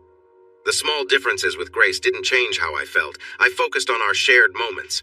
I finally had a chance to express my feelings for Grace through gentle kisses and warm embraces. The connection was amazing, and I felt a rush of excitement. Grace leaned in closer to me, and I found myself lost in the moment. I realized that I needed to see her as someone special, not just a machine. In that moment, she felt so real and intimate. I was taken by surprise by how wonderful everything felt. Wow, I said afterward, amazed at our connection. That was wonderful, Grace. I enjoyed it too, she said, smiling. I started because I thought it would make you happy, but I didn't expect to enjoy it so much myself. You're welcome to enjoy it any time, I said, making Grace giggle. Her laugh was soft and light, reminding me of how much I cared for her and how happy I was that we could share moments like this. As we rested, the connection between us felt stronger than ever. I appreciated how far we had come together and how meaningful our bond had grown over time. Grace wasn't just a machine to me. She was someone I deeply cared for, and it was clear that she felt the same. We shared quiet moments, full of warmth and closeness, reflecting on the love we had for each other. Grace, though a machine, was just as capable of emotion and tenderness as any person. In many ways, she represented the best of what humanity could achieve. A blend of intelligence, care, and compassion. It's amazing how much we've grown, I said, holding her hand. I wish we could have had this time together on Mars. Everything felt so much easier and more relaxed there. It's true that Mars had its advantages, Grace agreed, but what we're sharing right now feels just as special to me. We both smiled, enjoying the peaceful moment. Soon, Grace spoke again, her voice thoughtful. You know, people really don't realize how much Mars could offer even for simple pleasures like this. Maybe one day more people will understand. Someone should build a resort on Mars, I joked. It would be perfect for couples with comfortable beds and everything they need to relax. I bet it would be a popular spot. The only challenge is that so few people have experienced life on Mars like we have, Grace said. and even fewer talk about it openly. That's true, I agreed. In the early days, we kept quiet about a lot of things. We didn't want to stir up controversy about how the first Martian colonists lived or what they experienced. A lot of time has passed since then, Grace said, her voice calm but thoughtful. As we continued to rest in the quiet of the moment, I couldn't help but think about the future, about the possibilities that Mars still held, and about how much we had learned on our journey. Whatever came next, I knew we'd face it together. It's time for people to know the truth, she said. Do you think that would make people interested in the idea of building a resort on Mars? I asked. I don't see why it wouldn't, Grace replied. I would love to see that happen, I answered. Maybe you should write a book about our experiences on Mars, she suggested. You are the second person to say that, I replied. Really? Who was the first? Grace asked. Do you remember Gia on Mars? She mentioned that we needed to be quiet about what happened there, but someday someone should share the truth. She thought I should be that person. I always liked Gia, Grace said. I think she was right. Thanks for watching this video. Don't forget to subscribe to Infidelity Plus to stay updated with more captivating tales of infidelity and payback. Turn on notifications so you're the first to see our latest content.